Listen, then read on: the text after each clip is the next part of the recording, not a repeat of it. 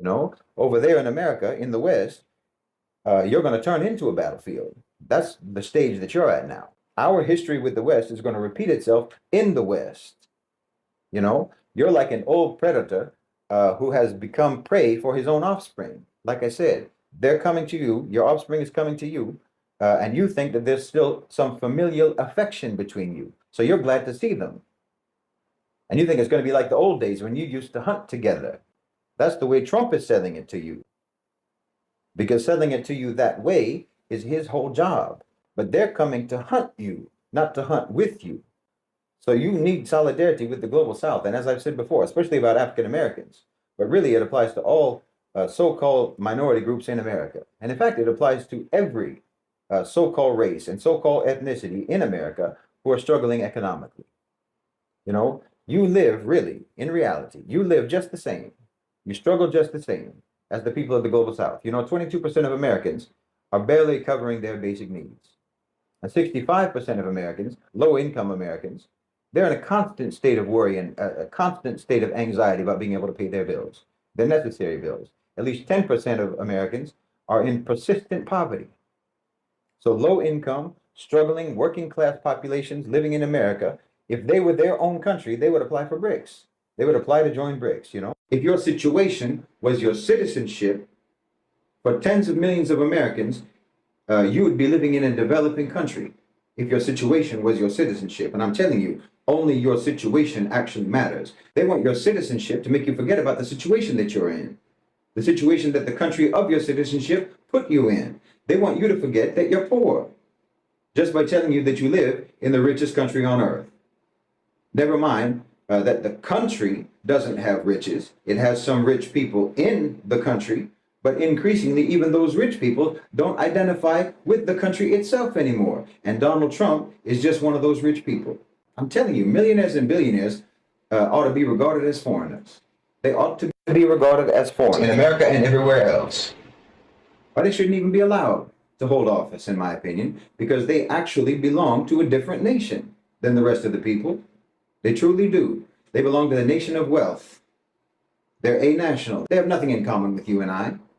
I mean, how many of those celebrities whose mansions were burned down in Hollywood, how many of those people are in shelters right now?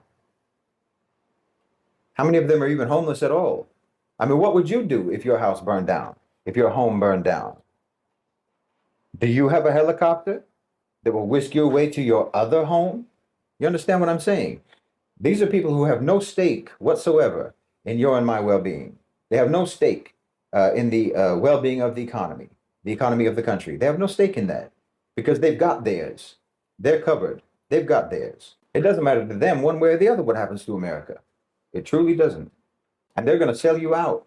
They're going to sacrifice you. You know, the ship is sinking and they're already on the life rafts on their way to Dubai. You know, somebody said with the mass deportations Trump is doing, that that's going to leave all of these manual labor jobs without workers. Well, who do you think is going to do that work now? Who do you think is going to have to do all of those jobs that migrant workers have been doing for next to nothing? It's you. It's you. That's the new gig economy. Picking fruit, washing dishes, cleaning hotel rooms, day labor, landscaping.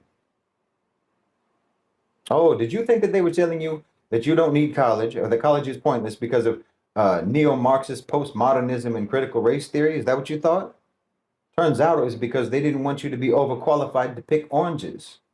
They didn't want you to think that you were too good to work at a warehouse. They didn't want you to assume that you could make a livable income on just one job instead of two or three. See, the people on the upper decks of the ship, they know that the ship is sinking long before the people in the steerage.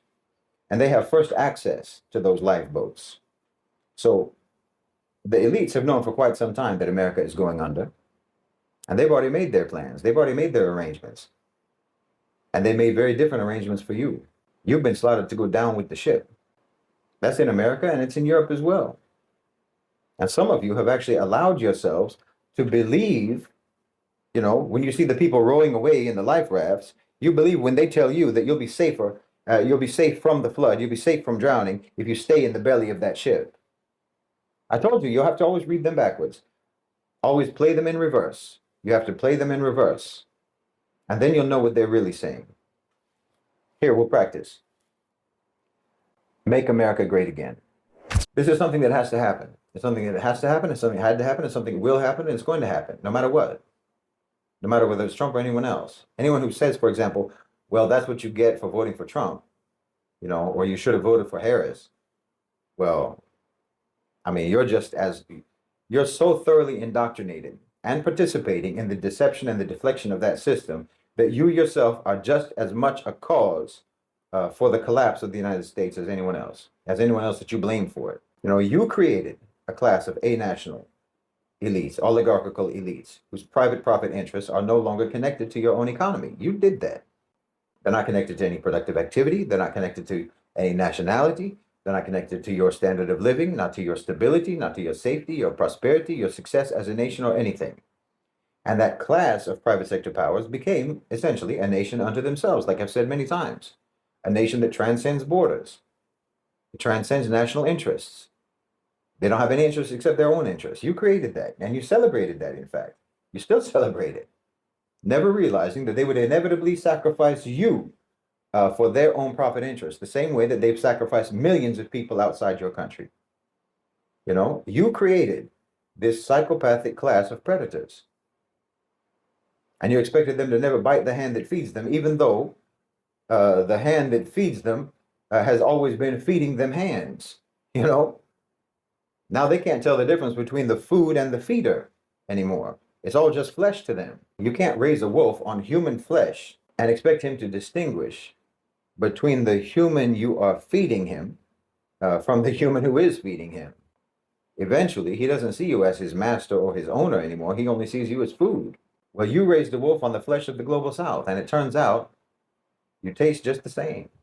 Yes, wolves don't care if it's dark meat or light meat. They'll chew you up either way. Look, for decades, the military-industrial complex, the MIC, in America, it was a towering giant in America, in the U.S. It was the driver of the economy. They shaped policies at home and abroad. But today, there's a decline in its dominance, and that's been coming for a while. It's no longer the sole engine of the American economy. It's no longer the most important engine of the economy or the global economy. Now, this change wasn't due to any great moral awakening or some newfound sense of conscience. No, it's the result of systemic shifts within the American economy, popular fatigue over endless wars, corruption and fraud within the military-industrial complex, and of course, the rise of the national OCGFC. The U.S. economy has diversified. I mean, decades ago, in the 50s, say, weapons and military technology was central for America's economic growth. But today, other industries, technology, finance, obviously healthcare, and so on, it surpasses that. And of course, globalization shifted the focus from building tanks and jets to dominating digital platforms, international markets, and so on. Then came the end of the Cold War. The end of the Cold War was the big shift when the Soviet Union collapsed. You know, then the supposed existential threat that justified the immense military budgets and spending and so on, that disappeared. That threat disappeared. I mean, you tried to come up with new threats, terrorism, war on drugs, what have you, but none of these threats really could justify the scale of investment that was needed to keep the military-industrial complex, you know, influential. And like I said, the public became tired of wars in the 2000s. Iraq, Afghanistan, it drained the American public, emotionally, financially, politically, and people began to question the wisdom of pouring trillions and trillions of dollars into conflicts that only ever resulted in spreading chaos and destruction. Not to mention, you have rampant fraud and corruption in the military-industrial complex. You have overcharging, you have magically disappearing funds, you know, that were handed over to defense contractors. They've misplaced enough money. The military-industrial complex, defense contractors, have misplaced enough money to house every homeless person in America and educate every child. They charge so much for one weapon that China could probably build a dozen for the same price. I mean, if the military-industrial complex has been the vehicle that carried the American economy, well, it sure isn't a fuel-efficient vehicle. It's a gas guzzler. And of course, you can barely get anyone anymore in America, young people, what have you, who are willing to put on a uniform and fight for this money laundering scam. That's all it is. That's all it is at this point. I mean, you want to send your sons and your daughters to go die in a foreign country for Raytheon? That's what they're doing. They're not fighting for democracy, they're fighting for general dynamics. Well, nobody wants to do that. How are you going to convince anyone that they're fighting for democracy 6,000 miles away from their own crumbling neighborhood in New York, and their neighborhood is crumbling because all of their tax money is going to Lockheed Martin? You can't convince people to fight for that. You can't. So then, because your pool of soldiers is shrinking, then you have to start changing your approach to killing and carnage. You have to start changing your means of destruction, because you can't really do traditional warfare anymore. You had to develop new technologies, which means that the demand for conventional weapon systems, which the military-industrial complex was based upon, that's given way to focus on drones and cyber capabilities and artificial intelligence and so on and so on and so on. So the MIC hasn't disappeared, but its form and its scale has changed. And part of that too is because America started moving manufacturing overseas, globalization and so on. And in order for the military-industrial complex to really maintain its importance, well, domestic manufacturing was key. Domestic manufacturing was key. But pretty soon, more and more companies were keeping their toothbrushes and their shampoo in somebody else's house. And you know what that means. America went from being the wife of corporations to being the side chick. See, again, because you had to change how you go about killing people, rather than learning how to get along with people, you had to come up with new technology. And that new technology depends upon electronics, which means rare earths. Well, we're talking about private corporations, talking about profit-driven corporations. So all they care about is money. All they care about is low-cost acquisition. And China flooded the market with cheap rare earths, which caused the market price to plummet. And that put rare earths mines out of business. You see how that works? Just like I was talking about with oil. So now China controls about 80% of the world's rare earths market and 90% of the processing. Think about that. The American military is completely dependent upon Chinese rare earths. You talk about confronting China, but they can shut you down in 3 seconds if they want to. This is what I mean. You literally created this situation for yourselves, and it has nothing to do but play out now. It's inevitable course. It has to just play out. You gave private enterprise absolute autonomy, absolute supremacy, and that included sectors within the military-industrial complex. Your MIC-driven ideological obsession with the Soviets led you to engage with China. And then China opened up. And then you very quickly became dependent upon them. And they have surpassed you to a stunning degree in manufacturing and in technology. And now you can't even make a drone without China. You can't even make a drone. And you need drones because you don't have soldiers. You see? You've been doing nothing for decades now but cultivate your own demise. It's really quite poetic in a way. And in this whole process, like I said, your rich, your companies, your elites are increasingly untethered from your national interests. And now they're floating above the stratosphere, the stratosphere of global financialized capital, and they're looking down and they see America as just another landmass, just another population to be pillaged. And so as the MIC recedes, other factions have risen in prominence. At the forefront, of course, is big tech, which emerged from the military-industrial complex, companies like Apple, Google, Amazon, and so on. These aren't just businesses anymore. Those are oligarchical political powers. They dominate global markets. They shape cultures. They influence politics. They influence politics in ways that the MIC never could even have dreamt of. I mean, they control the flow of information. They control communication.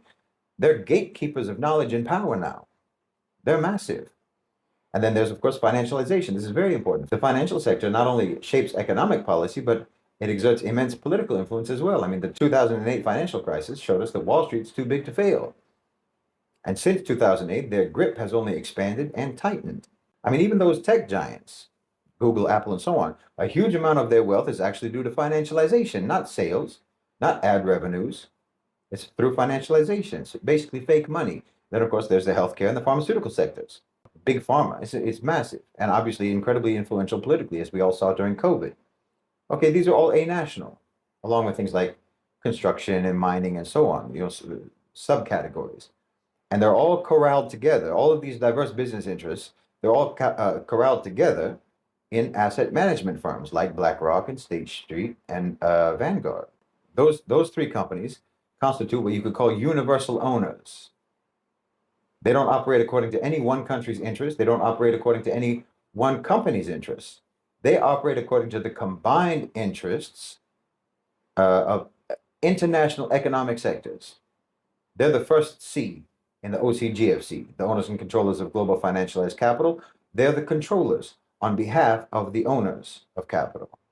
And they have the reach, and they have the portfolios, and they have the power to coordinate and to orchestrate economic planning across the globe on behalf of the vast array of investors. They control literally trillions of dollars, and they're connected to sovereign wealth funds around the world that gives them influence and access to trillions more. They dwarf the military-industrial complex in this regard, particularly since the primary source of money for the military-industrial complex is the American government, which is extremely constraining for them. That's very limiting for them. Asset management companies, they don't have that restriction. So yes, this is the faction that Trump represents. And you'll see that all of his policies serve that faction. I've said this before. You have to look past all of the MAGA rhetoric, all of the nationalist rhetoric, because all of that is all just a camouflage for what will be the shrinkage of America on the global stage, and what will be the ransacking of the U.S. economy. It's like if a snake oil salesman was selling cyanide instead of snake oil. That's what Trump is doing.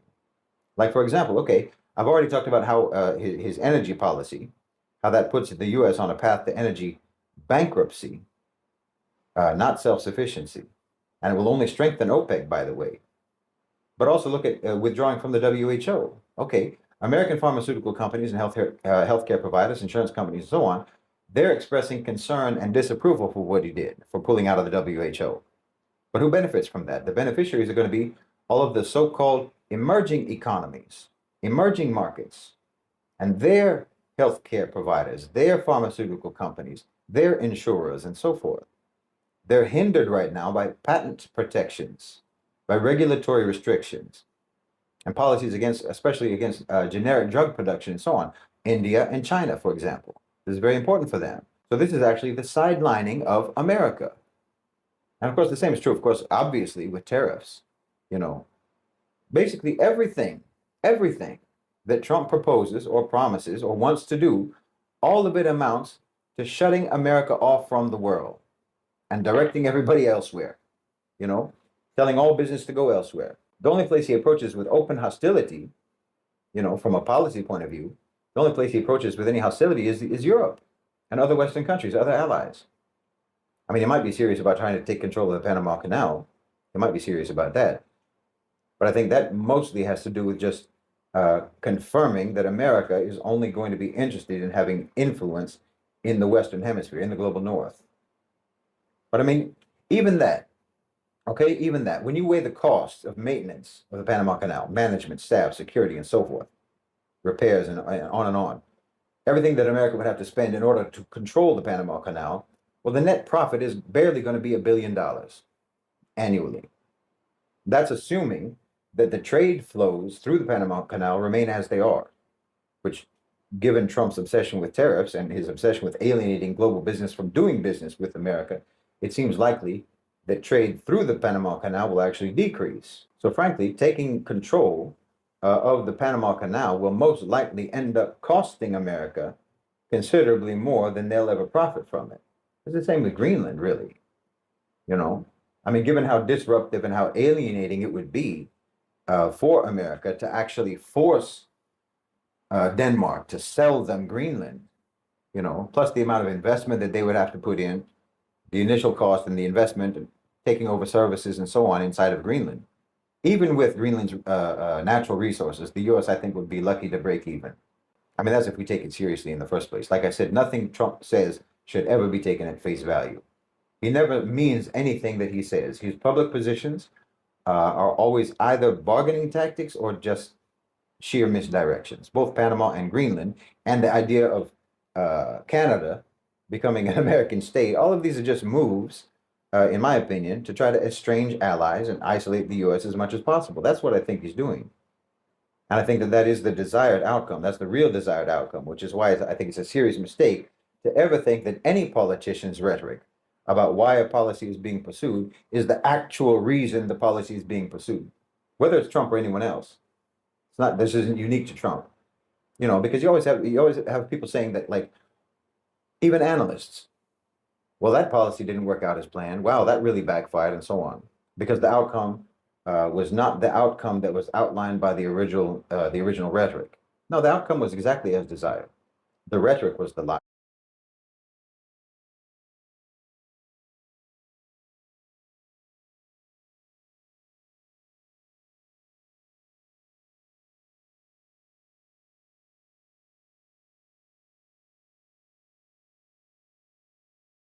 It doesn't matter. Lift the tariffs, pause the tariffs, it doesn't matter. The damage is done.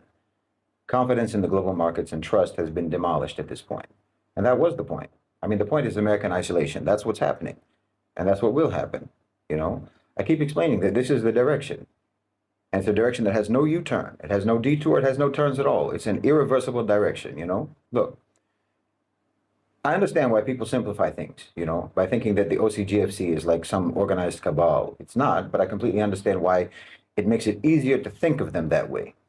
I mean, it might be helpful for understanding in some ways, even though it's not an accurate way of looking at how the highest tiers of the economic, political, and financial hierarchy work. It's not really a cabal.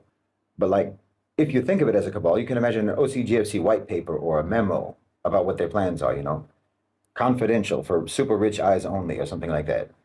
I mean, you have think tanks, you have organizations like the World Economic Forum and so on. More or less, that's what they do. They're not generally coming up with ideas and strategies or anything like that. They just articulate or translate into the language of policy proposals what the OCGFC already intend to do. Think tanks are basically PR firms for the political class. Like I was saying the other day, if you were someone from the OCGFC, the A National OCGFC, and you made an evaluation of America and the global landscape, say 10 years ago in 2015, well, we can imagine what that would look like and what responses you would probably recommend if you were from that group. It's not that hard, really.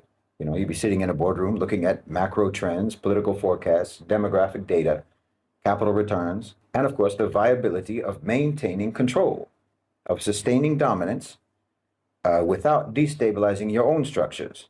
You know, you'd want to extract, you want to continue growing, but not at the expense of triggering systemic collapse that you can't contain. So you'd analyze America, you know, the heart of your power for decades, and you'd start preparing plans because the situation, the real situation, has changed significantly from the early days. So if you're someone from the A National OCGFC, the owners and controllers of global financialized capital, and you made an evaluation of America and the global landscape from around 2015, you'd have some very stark conclusions. The trends were all there. The writing was on the wall. And if your goal is uninterrupted profit extraction, geopolitical control, and long-term systemic stability for capital, well, America just didn't look like a good bet anymore. We can go point by point. You have demographic decline. You know, you'd see declining birth rates in the US. Total fertility rate was already below replacement level by 2015, sitting at around 1.8% and dropping. By 2023, 2 years ago, it hit 1.62%, according to the CDC. That's below replacement level of 2.1. Well, that means in the future, shrinking labor force, increased aging population, higher dependency ratios, and so on. More strain on social services, less domestic consumption over time, on and on. Compare that to India or to Nigeria or to the broader sub-Saharan region.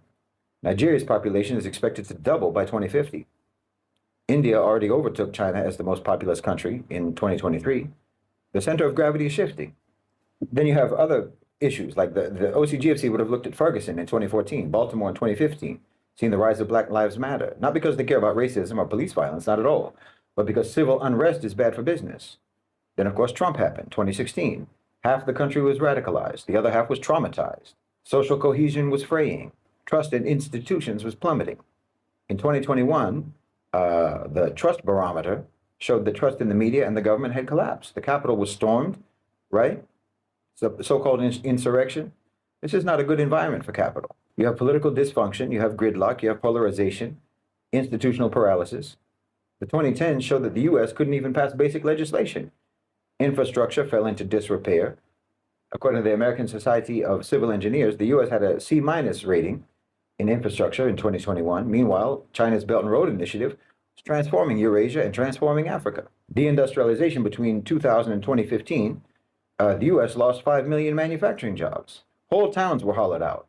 The OCGFC had already offshored production for profit, and by 2015, America was becoming too expensive, too politically unstable, too socially chaotic to remain as a global manufacturing hub, or even as a reliable research and development center in the long run. Silicon Valley had become dominated by monopolies: Google, Apple, Facebook, Amazon, Microsoft. Innovation was consolidating into platform control, not expansion. Growth in users had plateaued. The next billion internet users weren't in San Francisco, they were in Lagos, in Jakarta, in New Delhi. And then, of course, you have America's educational decline. A 2015 Pew study ranked the U.S. 38th out of 71 countries in math and 24th in science. Student debt exploded to 1.6 trillion by the 2020s. STEM graduates were fewer compared to China and India. By 2022, China was producing over 1.4 million STEM graduates annually. The U.S. was less than 800,000. Not to mention, you have the U.S. military budget that in 2015 was 600 billion, and yet it couldn't even decisively win in Afghanistan or in Iraq. These wars were not producing capital returns, they were bleeding the treasury. The OCGFC doesn't fund loss-making ventures unless there's a strategic payoff, and even then, they want an exit strategy. And already by 2015, you saw a rise in multipolarity. Russia was asserting itself, China was asserting itself and rising. India was asserting autonomy. South-South trade already grew to 25% of global trade by 2015 and continued rising. The U.S. was no longer the center of the world, even 10 years ago. The BRICS bloc, Brazil, Russia, India, China, South Africa, in 2015 wasn't yet economically integrated, but the foundations were there. And post-2022, after the Ukraine war and the sanctions against Russia, it really kicked into gear. Countries began trading in local currencies. De-dollarization began. Even Saudi Arabia and the UAE joined BRICS Plus in 2024. These weren't just symbols. These are this represents a structural realignment.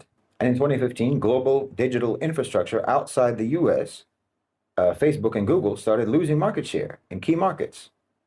Africa's fintech sector exploded. Kenya became a cashless society. Amazon Web Services and Microsoft began building data centers in Nigeria and in Kenya and in South Africa. In 2023, Microsoft pledged over $1 billion to build AI infrastructure in Kenya and in East Africa. Understand, these are not experiments on their part, these are exits. So what would the OCGFC, the A-National OCGFC, conclude in 2015? America is unstable, it's old, it's expensive, it's divided, and it's in decline, while the Global South is young, cheap, fast-growing, underdeveloped, and full of opportunity. So let's just start the great decoupling, and so they did. First, they inflated asset prices, stocks, crypto, real estate, causing a massive speculative boom through ultra-low interest rates, and then that money was used to invest abroad. And then when COVID-19 came, it just accelerated it. Lockdowns crushed small businesses, and Amazon, Walmart, and big tech consolidated the economy. Remote work normalized the outsourcing of white-collar labor. Venture capital flooded into India and Africa. Between 2021 and 2023, venture capital investments in India crossed $30 billion. Microsoft announced a $2.1 billion data center expansion in Japan in 2024. Google built its first cloud region in Africa in 2022. And then came Ukraine. The U.S. weaponized the dollar, froze Russian reserves, cut them from SWIFT. That told the world your money isn't safe if you defy us. And the response? Well, countries started trading in yuan, in rupees, in dirhams. BRICS formed a common payment system. By 2024, BRICS Plus included Saudi Arabia, Iran, and the UAE. Global South nations began financing their own trade. The dollar's dominance dropped from 73% of global reserves in 2001 to under 58% in 2023, and it's falling. So yeah, if you were from the OCGFC back in 2015, this is all predictable. America is being phased out, not because they hate America, but because America is obsolete. It's no longer has a utilitarian purpose. And the worst part, most Americans still think that they're the center of the world. But in the boardrooms of the real rulers, the future is being built elsewhere, and it's not red, white, and blue. Any economist or any planner would have been sitting in a strategy room with analysts, looking again at economic data, at demographic projections, and so on. You look at the United States and say, well, this platform is reaching the end of its utility. The cost of maintaining hegemony through this particular nation state are starting to outweigh the benefits. It's aging, it's divided, it's expensive to manage, it's politically becoming unstable. So if you're part of the OCGFC, what do? You don't outright destroy the US, but you phase it out. You extract what's left, you wind it down. That's not a conspiracy theory. That's economic logic. The US had served as the central hub of capital expansion for decades, but by 2015, it had already passed its peak utility. The OCGFC began transitioning towards new centers of gravity, young populations, deregulated markets, resource-rich regions, primarily in the global south. So you gradually want to move R&D and manufacturing out of the US, and that's what we've seen. Not only low-skilled labor, but also high-end production, innovation hubs. Investments have been relocating. I don't know if you know, tech, R&D, pharmaceuticals, chip production, even advanced robotics, gradually shifting out to Asia, to India, to various pockets in Africa, where you can build without oversight. At the same time, you've got to keep the US population passive while you're doing this. That's where you need fragmentation, cultural division, political polarization, racial antagonism. You pump identity politics to the front of the national conversation. So people fight each other instead of paying attention to whose asset stripping the country. And then you get a gift. They got a gift, a perfect gift. Like I said, COVID-19. I'm not saying that the OCGFC created the virus. I'm saying that they did, though, instantly recognize how to use it. They weaponized the pandemic. It was never about health for them. It was about behavior. It was about the opportunity to impose sweeping restrictions on movement, restrictions on commerce, on speech, on assembly, all under the cover of public health safety. And think about what happened. You had people locked in their homes, willingly, voluntarily, basically, not under threat of terrorism, not under martial law, but under a health directive. You had curfews, mask mandates, business closures, on and on and on. You had people telling on each other, snitching on each other, attacking each other for not complying. Well, that's gold for the OCGFC. That's textbook behavioral conditioning. You had that society where every moment was being spent online, working remotely, consuming media, buying products, shopping online. You were feeding the whole system that they're transitioning into. Small businesses died, the gig economy took over, Amazon basically became a state, data collection hit unprecedented levels, actual human interaction shrank, and the dependence on your devices skyrocketed. COVID was the bridge. It was a dry run for a new governance model. Now, meanwhile, you push the financialization of everything. Housing becomes an investment vehicle, not a human right, not actually about shelter. Education is dead. Health is a subscription service. The more insecure people become, the more predictable they become. And that's what you want if you're from the OCGFC. And while all this is happening in the US, you're building your new base in the global south. You fund startups in Nairobi, data centers in Ghana, AI labs in India. You build supply chains in Vietnam, establish fintech ecosystems in Latin America and Africa, because that's where your next few decades of growth are going to come from. At the same time, you're preparing the decline of the dollar because that's inevitable. So you support digital currencies, your own private systems, You pressure governments to lay the groundwork for central bank digital currencies, CBDCs. Why? Because that gives you total visibility and total control, every transaction traceable, every participant programmable. And the US just becomes a managed decline, a controlled demolition, like I said. It's useful in some parts, but dangerous in others. But main thing, it's no longer central. So when people say that the pandemic changed the world, they're right. But more specifically, it changed how the world would be controlled, how it would be managed. And the thing is, the public complied. That's what made it so successful. They complied, not through fear of authority, but from a sense of moral duty, That's the brilliance of it. You don't need tanks in the streets, you just needed hashtags. You just needed social pressure. That was the real innovation of what they did during COVID. So if we're imagining what the OCGFC would have said back in 2015, that's it. That's the trajectory that they would have laid out. And that's exactly what we've been living through. It's exactly what's been happening. Like I said, the world that we see today didn't just happen by accident. If you were from the OCGFC 10 years ago, analyzing the US and the global landscape, you would have been making these long-term strategies. You can even walk through the timeline, like I said, to see what I'm talking about. From decoupling capital to geopolitical shifts with Russia and Ukraine, China, and so on. It all fits perfectly into the grand strategy. We're seeing the execution of a plan that's not just playing out as we speak, but a plan that has probably been in the works for more than a decade. Stage one, you can say, accelerating the economic shifts, reorientation of global power from 2015, 2016, and so. The writing was on the wall in 2015, US.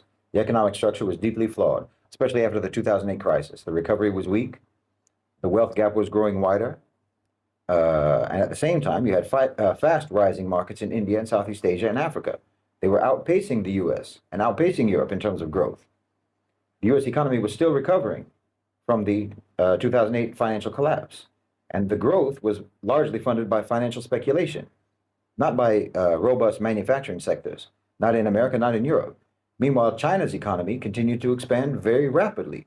India's demographic advantage became a clear boon consumer-wise, and the global south was rising. So by 2016, the OCGFC started to put its capital outside the US, moving investments into rising markets.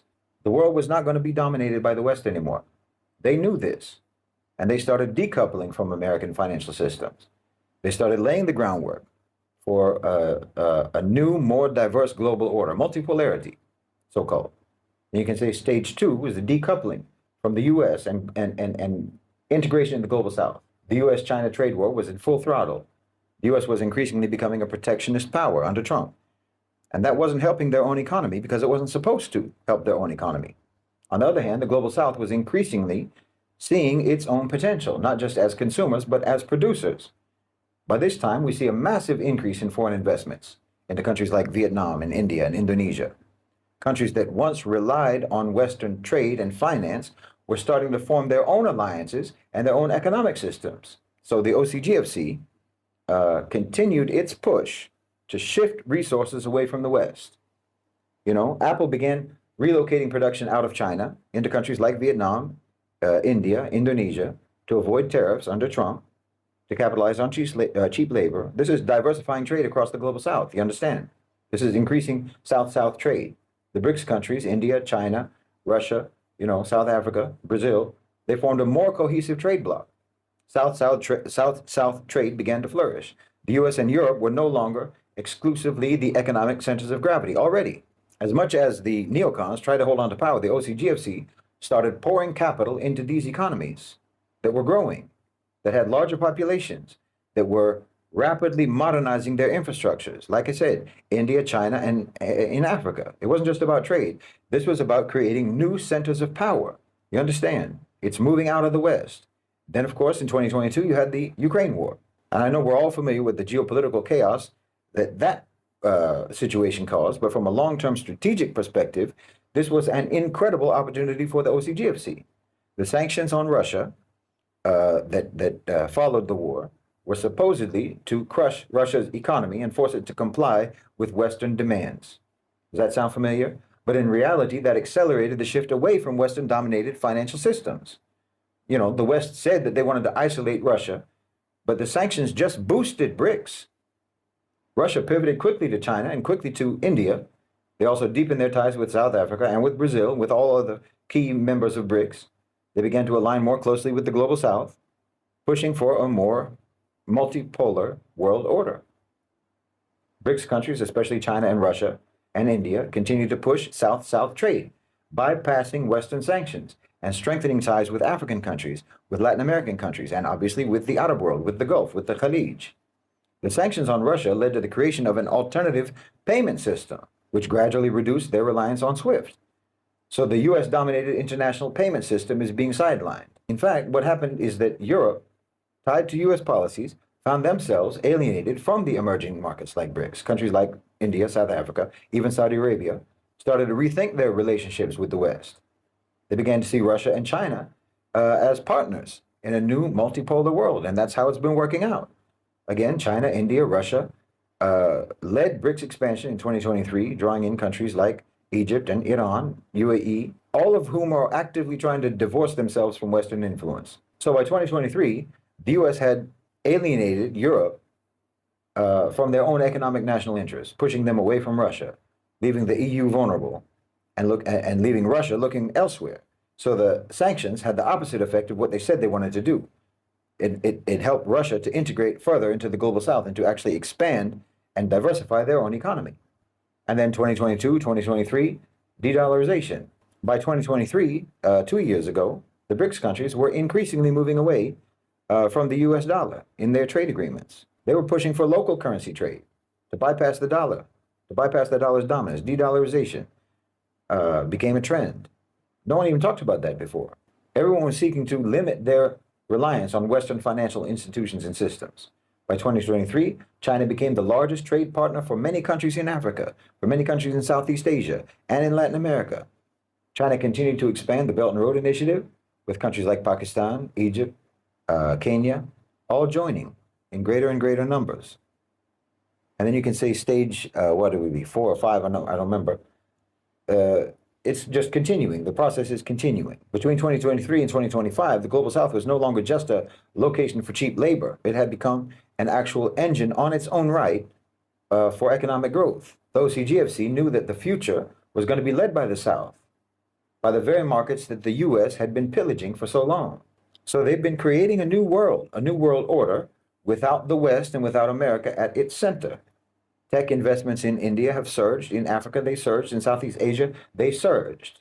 You know, cloud infrastructure, AI companies, companies like Microsoft and Amazon and so on, investing billions and billions of dollars in cloud infrastructure in India and in Africa. The geopolitical shifts led to a rise in new tech ecosystems.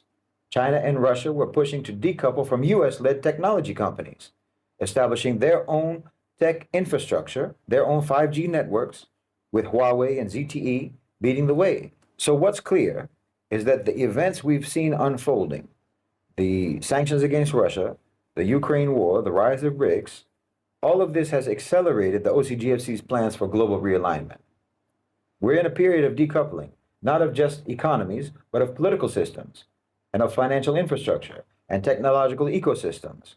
And this is exactly what they would have been planning all the way back in 2015 or even earlier. And that's what's happening now. So there's no chaos here. There's only coordination. As things develop, there'll be adaptations. You know, they'll have to tweak the strategies here and there as conditions change. Not everybody agrees on everything, like I said, because it's not actually a cabal. It's not a conspiracy of some shadowy group of elites, you know, some secret society. It's just economic interests and power interests. And sometimes these form coalitions and sometimes they're in competition. Like you can look at the situation in Gaza. Because there's a deeper game going on in Gaza. There's a strategic divergence. There's a negotiation happening behind the smoke and the blood and the rubble. On the one hand, you've got the A-National OCGFC, the transnational elite. These people are not concerned with nations. They're not concerned with identities or religions or ethics. They don't hate the Palestinians and they don't love the Israelis. They don't care. They want one thing, order. Not moral order, not just order, but a smooth, controllable, economic operating environment, that kind of order. So when they look at Gaza, the A-National OCGFC, they don't care how stability is achieved. Genocide, fine. Ethnic cleansing, fine. A two-state solution, a one-state solution, it's all the same to them. So long as the region becomes investable, stable, and decoupled from the emotional volatility of Western politics. But the regional partners, particularly the Gulf governments, especially Saudi Arabia, they do care. Not necessarily that they're moral actors in the way that we wish they were, but they're strategic state actors. And they understand the region more than the OCGFC ever could. They understand it and they have a stake in it. And they know something very critical. You can't build Vision 2030 on a genocide. You can't sell NEOM or a new Middle East while entire populations are being wiped out live on satellite television or live streamed on every smartphone. So what do they want? They want stability through integration, not elimination, not extermination. That means one of two solutions: a Palestinian state, a formal entity, even if it's weak, even if it's neutered, but it can pacify regional anger and allow everyone to get back to business. Or number two possibility, a one-state solution, where Palestinians are absorbed into an expanded Israel, given citizenship, normalized as part of a regional bloc that's less dependent on the West, especially on the US, and more dependent on the GCC, financing from the GCC. And this is where the tension lies between these two factions. The A-National OCGFC don't care about the optics. They want results. Quick, total, final. Ethnic cleansing is not an obstacle for them. It's an option for them. It's a line item on their strategy sheet. But the regional governments, that's a disaster, not just diplomatically, but reputationally and in terms of their legitimacy. Because no Arab regime can actually survive long term if they are seen to have just stood silently by while a genocide was live streamed, and at the end of that, they just make a profit from it. That's not viable for them.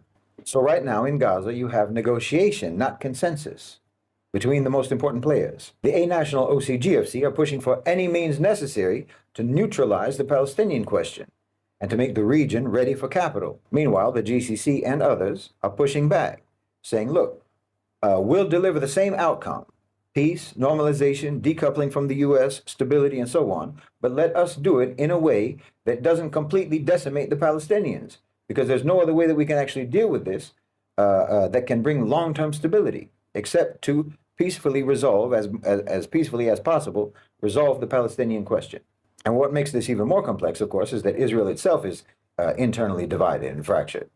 There are factions that want genocide and total erasure of the Palestinians. Then there's others who are open to integration, especially now that the West is collapsing and the Gulf is rising. So Gaza becomes the battleground, not just for bombs and bodies, but for visions. One vision says erase, silence, dominate, murder. The other side says, the other vision says absorb, normalize, and rebrand. And all of this is playing out with horrifying consequences for real people. But from the OCGFC's perspective, it's all negotiable. They don't care who lives or dies. They really don't. Only that in the end, the region becomes stable, a stable platform for capital, for resource extraction, and for post-Western governance in the Middle East. And we need to understand this, because if we keep analyzing Gaza only through the lens of Zionism or nationalism, then we're going to miss this larger picture. This is the crucible of the New World Order. What emerges from Gaza, whether it's apartheid or integration or annihilation, is going to set a precedent for how all dissenting populations are going to be dealt with elsewhere. Because if this is allowed to stand, what is to stop it from being repeated anywhere or everywhere else? I'm telling you, Gaza is going to be a template. So, again, everything that Trump is doing is within the context of the advancement of this transition, this shift.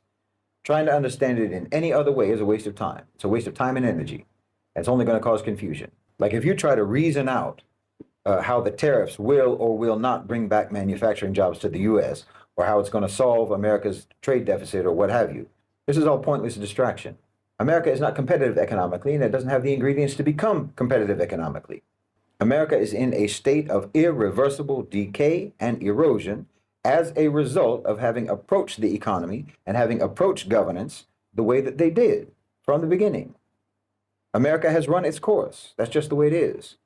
So you have to understand, you, in America, you've never been anything but coal for the fire, fuel for someone else's engine. You're firewood to keep the rich warm. Well, that's not sustainable, and it never was. That's why I keep telling you to stop listening and stop trying to debate what they say. Only look at what they do and what the predictable outcome is going to be of what they're doing. The rest is just smokescreen, literally, You're like firefighters who think that your job is to fight the smoke, not the fire. So I said before, what you need in America is a cultural revolution, because the system that you have was born from your culture. And then the system that you gave birth to used your culture to destroy and to subjugate you even further. You need a massive cultural reformation in that country. Because look, like I said, what are the main reasons behind why the economic demolition of the United States is happening and why it's necessary? You're volatile, you're emotional, you're uneducated, you're ignorant, you're self-indulgent, you're materialistic, you have no social cohesion, you have no sense of community, no sense of solidarity, your families are broken, you're not reproducing, you're racist, you're divided, you're polarized, you're delusional, you're uninformed, undisciplined, and scatterbrained. You drink, you smoke, you do drugs, you're on meds, you're atomized, you're lonely, you're aggressive, you're impatient, you're addicted to your devices, you're frivolous, childish, and foolish. Grown people doing dance trends on TikTok in their garage. Women filming themselves in the longest hallway that they can find in their tiny apartments to try to look like they're walking the catwalk. It's sad. You're living on credit, which means you're living in debt, if you actually only had what you can afford to have, you'd be living in squalor. I said most of the people in this supposedly richest country on earth are actually living in third world conditions, but your diabolical credit cards let you keep up the appearance of abundance. You've got more bills piling up than you have dollars in your wallet. But you'll withdraw a wad of cash from the ATM on your Visa card just to post a picture on Instagram flashing your money. No, you need a cultural change in America. Now, you might feel insulted by everything I just said about you, but listen, the solution is implied in the problem because the solution is the opposite of the problem. You understand? If I say that you're down, don't get mad at me because I said that you're down. Understand that I'm telling you to get up. The solution is implied in the problem. The prescription is embedded in the diagnosis. You're uneducated? Okay, so learn, read, educate yourself. You're addicted to your device? Get off your device. Get off the internet. Stop drinking alcohol. Stop taking narcotics. Grow up. If you're frivolous and silly, well, get serious. And if you don't know how to be serious, then get around serious people and be silent. That way you'll learn. You're isolated and disconnected? Well, interact, build community. Mend your relationships with your family. Be patient with your spouse. Be forgiving. Be understanding. Be generous, Be mature. Hold the relationships that you have dear, not easily dismissible. The solutions are implied in the problems. You're the victims of social engineering. That's a fact. And we can actually identify all of the ways that this has been done. And you need to just start doing the opposite of what they have done to you. Basically, I'm saying that you need to civilize.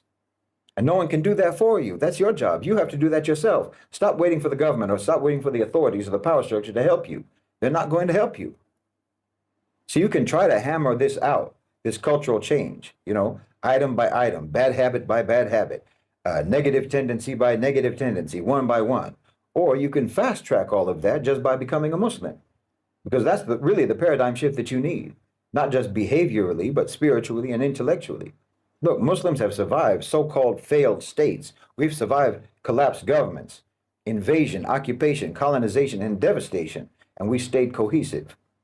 We have failed states, but not failed societies. You're safer in Syria today, after more than a decade of war, than you are in Miami right now. There are no people on earth who are more civilized, who are more mature, who are more resourceful, who are more sophisticated, or more spiritually powerful than the people of Gaza. Or if a fraction of the destruction that has been inflicted in Gaza happened in the United States, well, you'd have a rampage of crime and violence between the citizens, the likes of which no one has ever seen before. People would be robbing food from babies. Aid trucks would be hijacked and ransacked. Well, you'd all turn to cannibalism and you know it. Your enemies wouldn't have to bomb you at all because you'd all be killing each other, burning and looting and pillaging. Now, you need a cultural change in America because this mentality is exactly how and exactly why the power structure can do to you what they do to you. Now, I'm just telling you, you can do whatever you want with what I'm saying, but you need to know that your government and your corporations and your power structure are selling you out. They've got you on a don't revive list. So you're going to have to do for yourselves. And that's not going to work the way you all are now. It's not going to work on an individual basis. You absolutely need families. You absolutely need community. You need spouses. You need to build parallel structures, rival structures. I'm talking about structures for procuring resources, for solving problems, for education, for policing, for healthcare. Listen, your power structure is cutting you loose. Your government is cutting you loose. So you're either going to be left with nothing or you're going to be left with whatever you build yourselves. And if you want to build something for yourselves, then you have to start first by building your own selves first. Because your culture has been doing nothing all this time but tear you down your whole life.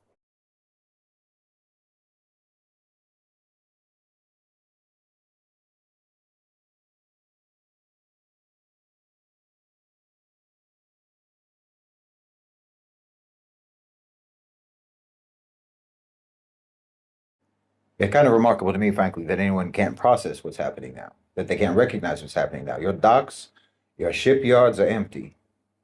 Cargo vessels are not bringing goods. Your shelves are going to be empty. There's going to be shortages. There's going to be job losses across multiple sectors, not just retail. Shipping, trucking, dock workers, construction, the energy sector, hospitals, schools, on and on.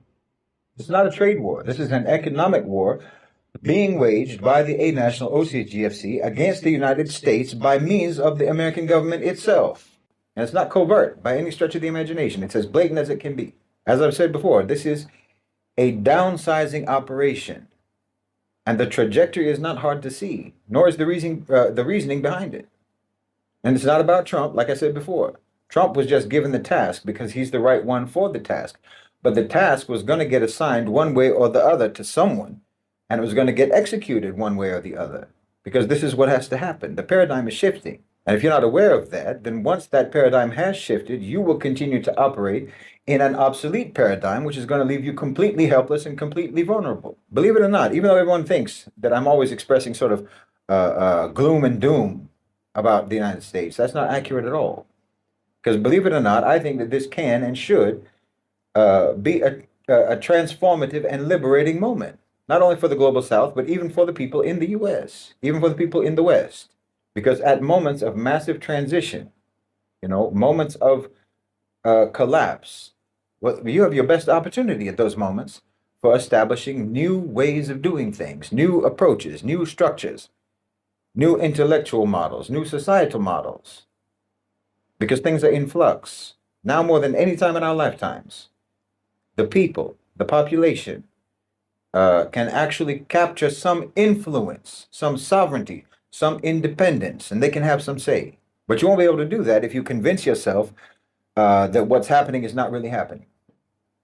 If you convince yourself that you're just going through some normal cycle in politics, that's not what's going on. This period of history that we're living in right now, wallahi, I think this is going to be looked back upon in history as the beginning of the great reordering, the great decentralization.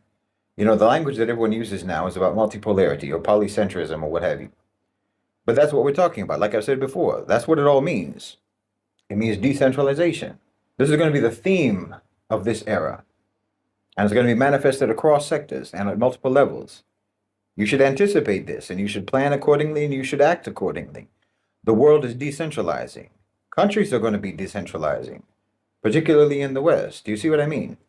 The same way that you talk about a multipolar world, this is going to happen on the country level as well, in terms of the cohesion and the authority of the federal government, of national government. And then if you're in the US, if you're in America, for example, it's going to happen at the state level too. Every tier of the formal power structure is going to be decentralized to one degree or another, or rather it's going to be dismantled. It's going to be hollowed out. And what's going to make that deterioration and that hollowing out process, what's going to turn that into decentralization rather than just collapse, is going to be the emergence of alternative power structures, informal power structures, or private sector power structures, which is going to happen anyway. So basically, you're either going to have only corporate-led alternatives to state power, or you will have corporate-led alternatives to state power, and in addition to that, you will have people-led alternatives to state power. So you see what I mean about how this is an opportunity for a truly transformative change. Now is your chance to actively participate in trying to create rules for how society is supposed to operate. I think that the United States is going to be undergoing a controlled collapse over at least the next decade or so. We're entering a decade of manufactured disorder. Tariffs, inflation, supply chain breakdowns, mass layoffs. None of this is accidental. It's the strategic culling of the middle class. It's the decoupling of state economies, and it's the delegitimization of government itself, except as enforcers. But even so-called law enforcement is going to be more and more privatized, most likely. Militarized and privatized. The goal here is not to fix the system. The goal is to discredit the idea of national governance entirely and to make way for something else. That's the whole point, making way for something else. A corporate system that operates like a stateless regime, autonomous, automated, and above the law. Already you see it. Governments can't regulate big tech. They can't control currency flows and on and on and on. They can't even feed their own people without corporate intermediaries. So you're going to see corporations offering their own education, their own security, their own housing, and even their own governance. Because the states are going to be bankrupt, financially and morally. I mean, think smart cities, 15-minute cities, and so on, those gated communities.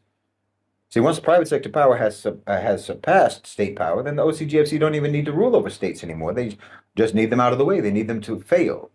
They need it so that then they can fill the vacuum, After about a decade or so of erosion, national institutions are going to collapse under the weight of debt, under the weight of division and dysfunction, and corporate cartels will step in, not openly, not with armies. It'll be with apps, with contracts, with APIs.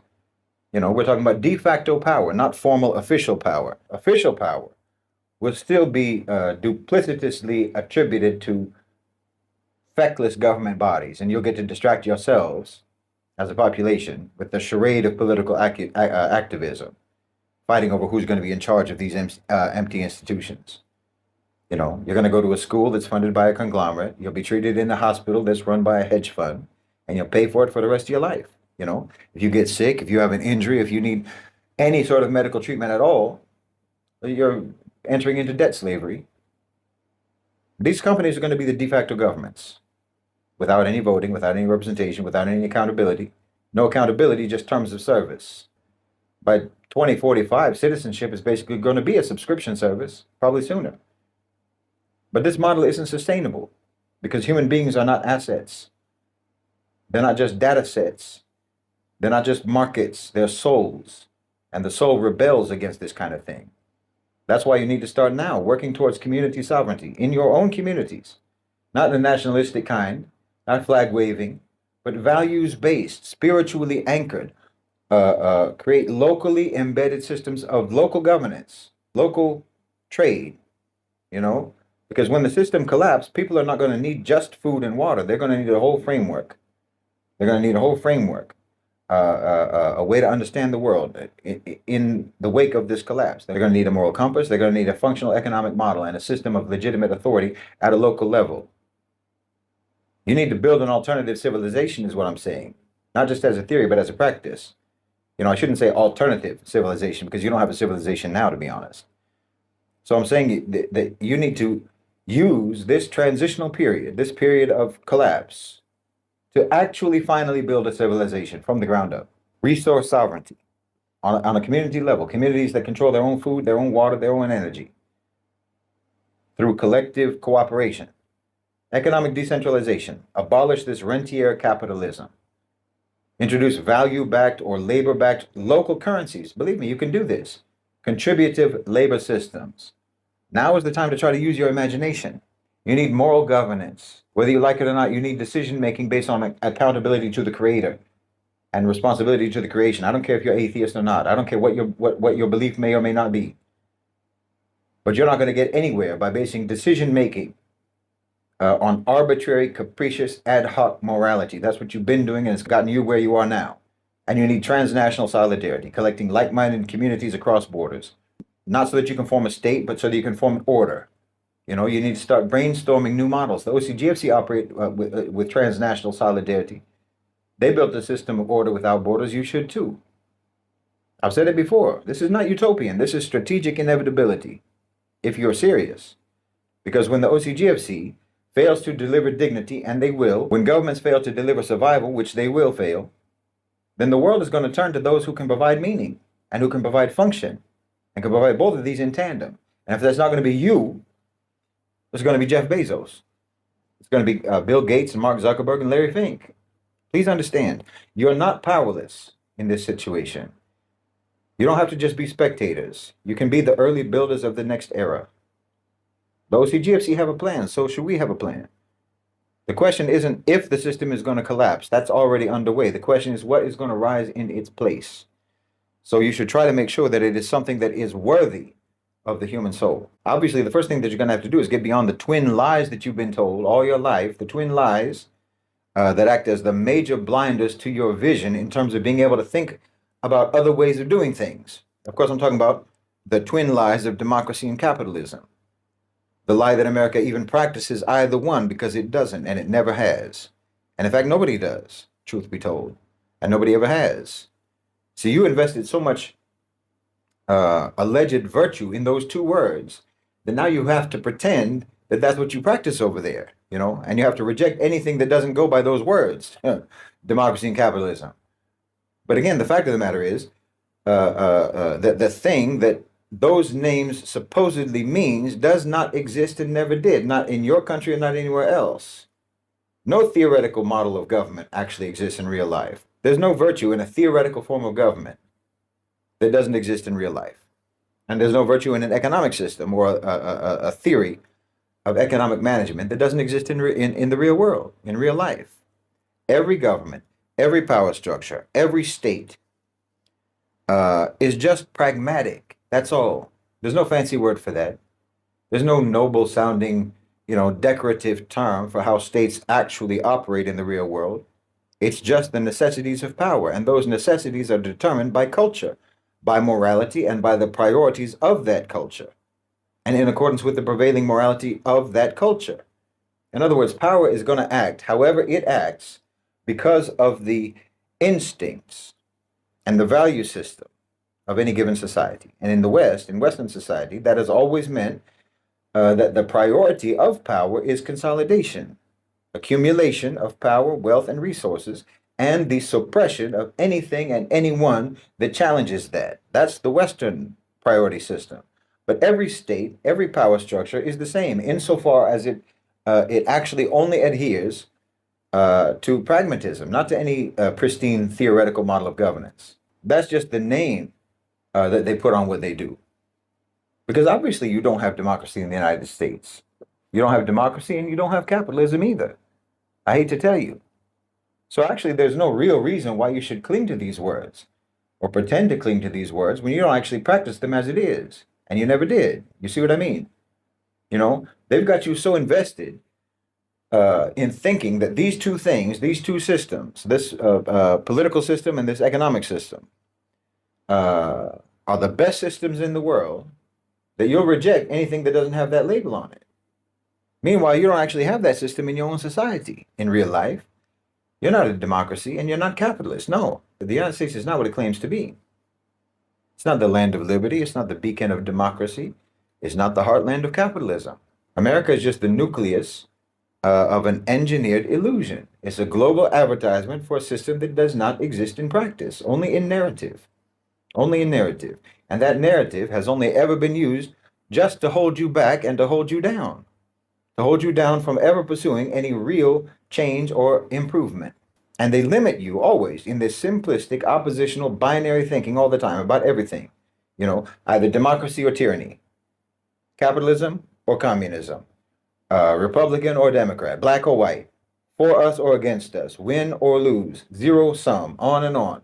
Your minds are trained like this to stifle you from engaging with complexity. Why? Because the world is complex. And they don't want you to navigate the world outside of their instructions, outside of their guidance, outside of their framework. Capitalism and communism or socialism or Marxism or whatever. They make you think that these are the only options, that the only options that you have are Western models, theoretical models that are on the table, And just like that, what they think about black and white in the United States, you got the one drop rule. So one drop of socialism means it is socialism. Meanwhile, corporations are welfare queens. Your democracy is an oligarchy. But as long as you can put that democratic label on it, then you get to pretend that your system that bears no resemblance to a democracy is a democracy. And as long as you've got 50 different types of toothpaste at the grocery store, then you have capitalism. And you stay invested in these falsely labeled systems, Okay, you hold elections, you have your flags, you have your televised debates. That's not a democracy. That's choreography. Twice in the last generation, the person who won the presidency in America was actually rejected by the popular vote. Why? Well, everyone knows why. Because of the Electoral College, which is nothing but a relic designed to protect the slave states. And every election, every presidential election, they have to explain to you again why maintaining the Electoral College somehow makes sense. And somehow it doesn't actually subvert democracy and it's a good idea. And it's all just confusing enough to make you feel ignorant whenever it's talked about. And then you just stop bringing it up if your candidate happens to be the one who's appointed. And in America, you've got the gerrymandering with the districts and such.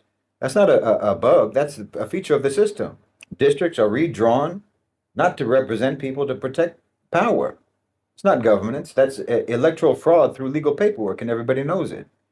You're blocking people out of the system. I mean, millions of citizens are blocked from voting through voter ID laws, felony disenfranchisement, purges of the voter rolls. These aren't safeguards. These are all filters designed to maintain the demographic status quo of control. And you and I both know it. You got states with tiny populations that have the same representation as states with tens of millions of people. That's not democracy. That's like a veto by geography. And then you have, obviously, the Citizens United decision that turned money into speech. So the billionaires and corporations now speak a louder voice than millions of people. They write the laws and they tell the politicians what to pass of those laws. This isn't a secret. What democracy? You know, you're given two options. Both of those two options are funded by the same interests. This isn't a choice. It's a political cartel. What democracy? You know, you've got lifetime judges who were appointed by presidents who lost the popular vote. They overturn laws that the public supports, and they set court-made laws that the public opposes. What democracy? And all your politicians engage in insider trading with no consequences. You know, you pay for their crimes and they get reelected. You claim to be a capitalist society, but capitalism requires free markets, actually free markets, you know, which includes risk and competition. None of that exists in America. What exists is corporatism, collusion between the state and private power to rig economic outcomes and to protect the elite and to impoverish everyone else. Billions of subsidies go to corporations, banks, oil companies, you know, agribusiness. They get public money, subsidies, and so on. While public schools and clinics go into decay. You know, all your biggest companies are insulated from risk, too big to fail. So they can be irresponsible, they can be negligent, they can make terrible decisions, and it's fine. Taxpayers are going to cover their losses. That's fine. That's not capitalism. No one covers the losses for small businesses. The market punishes the poor and rescues the rich. That's how you work. The Federal Reserve, which is a private institution, by the way, dictates artificial interest rates, printing money. You know, you need a license to braid hair in America. You put up all of these barriers to block the lower class from even being able to enter the economy. And you create these patent monopolies. IP laws don't protect creativity. They protect control, you know, keeping medicine, software, all sorts of knowledge, locked behind paywalls. That's anti-competition. It's anti-innovation. That's not capitalism. This is not capitalism. It's state-managed cronyism. Not to mention the military-industrial complex. They don't compete. They have no bid contracts. Your system is a system of privatizing the gains, but socializing the losses. Profits are private, losses are public. You pay, they profit every time.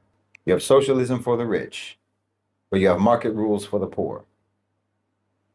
And the tax code is a labyrinth of loopholes. You know, Amazon pays zero, you pay everything, and you have no say in where your tax money is spent, how it's spent. That's not taxation, that's tribute. Small businesses drown in compliance regulations, but the large businesses write the rules in the first place, and they get to bypass them. They tell you that that's all capitalism, and they tell you that capitalism is good, and you're supposed to be happy with that. But you have to understand this. Democracy and capitalism in the United States are just labels that they put on their system, which is actually only about total power consolidation. These labels are just tools of containment. It's a dual lock mechanism that maintains elite supremacy while convincing the masses that they're free. These are two eye patches that they put on your eyes. It's not a democratic republic. It's not capitalism. It's a corporate oligarchy with theatrical rituals to make it appear legitimate. You should stop looking at the United States for any sort of a model. Even the model that they claim to follow and that they say everyone else that they want everyone else to follow, they don't follow. Their economy is a facade. Like I said, every country is a pragmatic hybrid, doing what they need to do to manage their societies according to the priorities that are dictated by their cultures and by their morality. There's no name for that. There's no label for that, and there doesn't have to be. But look, like I said, your society is heading for the rocks. And you have every right, and in fact, you have every responsibility to try to save yourselves and to try to save your families and to try to save your community as best you can. You don't owe anything to the people who steered that ship into the rocks. And you'd be a fool to trust them or to think that they have your best interests in mind. No, you need to start building alternatives just so that you can survive and your families can survive. But you need to take those eye patches off. You need to look at the world with open eyes. I mean, let me speak plainly. What's unfolding in the United States, you really need to understand this. This is not a passing phase. This is not a dip in the cycle. This is a structural transformation taking place, and it's not in your favor. The conditions that you're heading into, and which in many ways you're already inside of, the conditions that you're heading into are not the product of incompetence.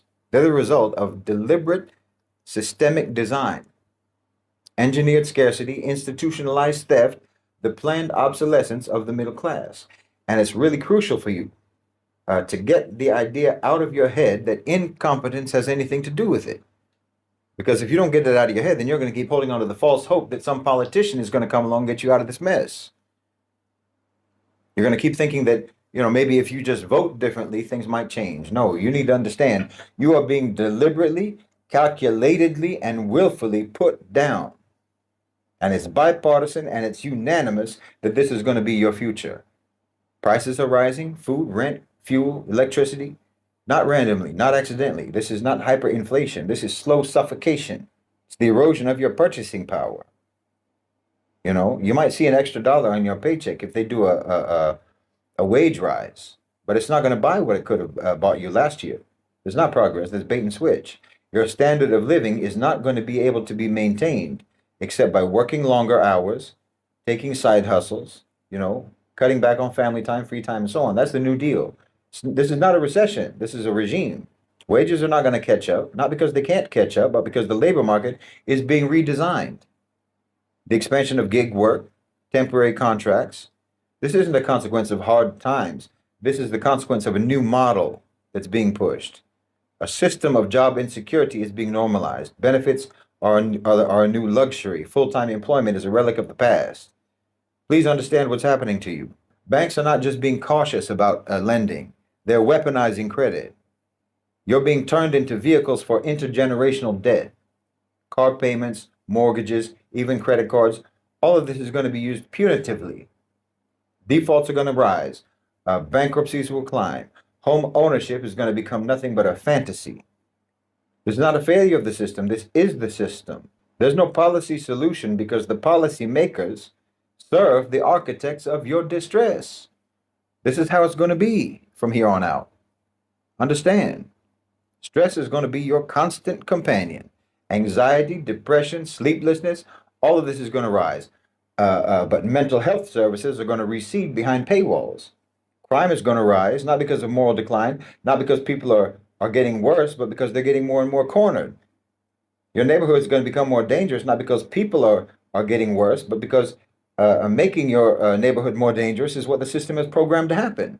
Childcare, education, healthcare, these are going to become financial death sentences. You're going to have to choose between wellness and rent, between school books and groceries. You're probably already having to make those choices. This is what collapse looks like. Social bonds, community is going to fray. Local businesses are going to shut down. There's going to be fewer and fewer social activities. Time with family, time with friends is going to disappear. And you're going to retreat inward unless you resist that consciously and strategically, because survival is going to require you rehumanizing daily life intentionally, because they're trying to dehumanize it. Everyone who has assets, significant assets, real estate, stocks, precious metals, political connections, obviously they're going to be fine. They're going to thrive. They're going to buy up more land. They're going to buy up more homes. They're going to buy up more businesses, because your hardship is their opportunity. That's the system that your culture created. That's the system that your culture created. You're going to see the rise of extremism, far right, far left, religious cults, separatist movements, racist movements, fueled by the rage and the pain and the deepening distrust that everyone in the society has towards the institutions that are supposed to be serving them. And that distrust is justified. So what are people going to do? Well, they're going to move. More and more people are going to move out of the cities to cheaper regions, into the rural areas, if they're smart.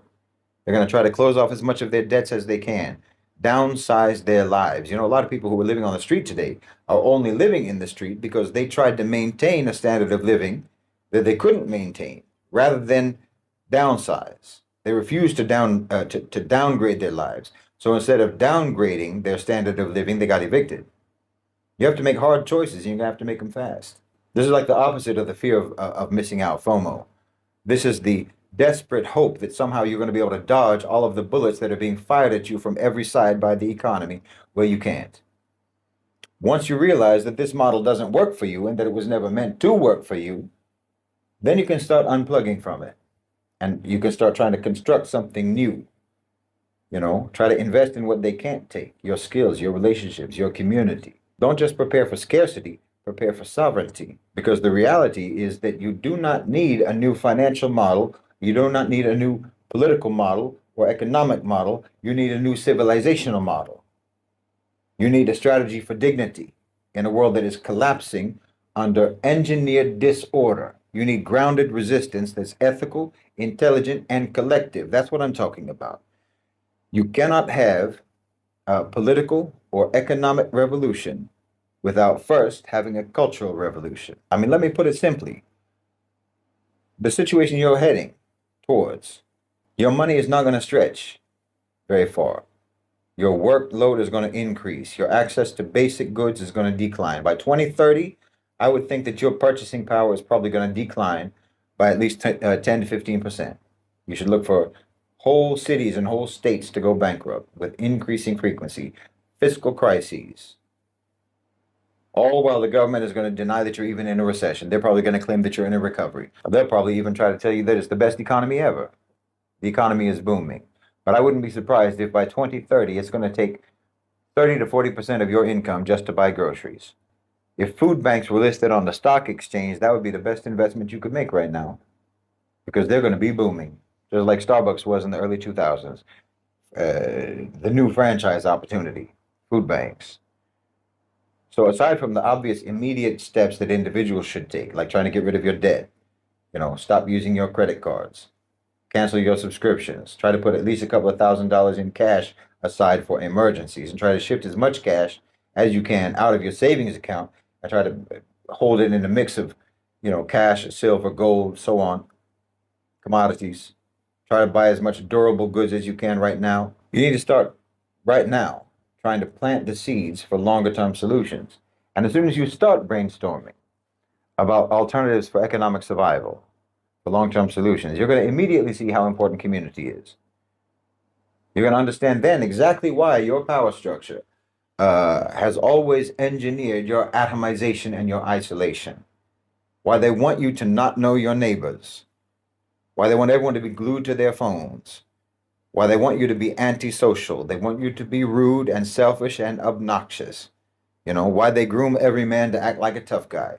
Why they groom every woman to be catty. Why they want every person to basically stay triggered 24/7. Because if you're going to survive, you're going to have to survive as a community. You're going to have to actually get along with people. You can't be combative and argumentative and petty and confrontational, spiteful, paranoid, the way you people are. You have to build community. You have to actually try to get along with people. You could create contributive ecosystems in your communities rather than competitive markets, rather than dog eat dog. Shift from a consumer to producer role by encouraging your community to form small interlinked collectives based on locality, where each member contributes labor, skills, or goods in return for mutual access to necessities, food, goods, and so on, education, services, not for individual profit, but for collective self-sufficiency, actual cooperation. You can organize neighborhood syndicates, that collectively import essential items from non-tariff countries, or that even directly produce goods with 3D printers and so forth, community-run cooperatives and so on. I'm telling you, you need to think about the fact that state governance, federal governments is going to disintegrate. It's disintegrating now. You need to think about the fact that state governance, federal governments is going to disintegrate. It's disintegrating now. The state's only function is going to be to police you, not to provide for you, not to protect you. So if you have any sense at all, then you're going to need to start looking at the state as an occupation force that you have to do your best to try to circumvent, to try to navigate your way around. Because their job is going to be literally to disenfranchise you, dispossess you, disempower you, impoverish, and subjugate you. Mark my words. I'm not being hyperbolic. That's what's going to happen. So you need to put it in your mind that your community is like a people living under occupation. I'm completely serious about this. And you're going to have to do all that you can to try to create your own system of order locally, your own system of management, your own system of survival, independent of the state, independent of the system. And yes, that means creating your own culture locally, a healthy culture, so that the localized system that you build will have humane, healthy, and moral priorities, unlike the state. I'm not saying that this is going to happen immediately, even though we can already see that it is underway in America and in the West generally. But you're moving towards a total system collapse. And I'm not talking about some post-apocalyptic scenario. No, this isn't a zombie movie. But if you want to compare what life was like in the year 2000 with what it's like in 2025, and then you compare what 2045 is going to be like compared to today, it's going to be a dramatic and very grim contrast. But you see, they do it in slow motion. They do it incrementally so that it becomes normalized. But that's why I'm saying you need to start now. You need to start building now. Actually participate in your own survival. Listen, the whole underpinnings of Western so-called civilization are flawed and they're toxic. That's why it built the systems that it built. The scarcity model of economics, the extractive, exploitative mentality.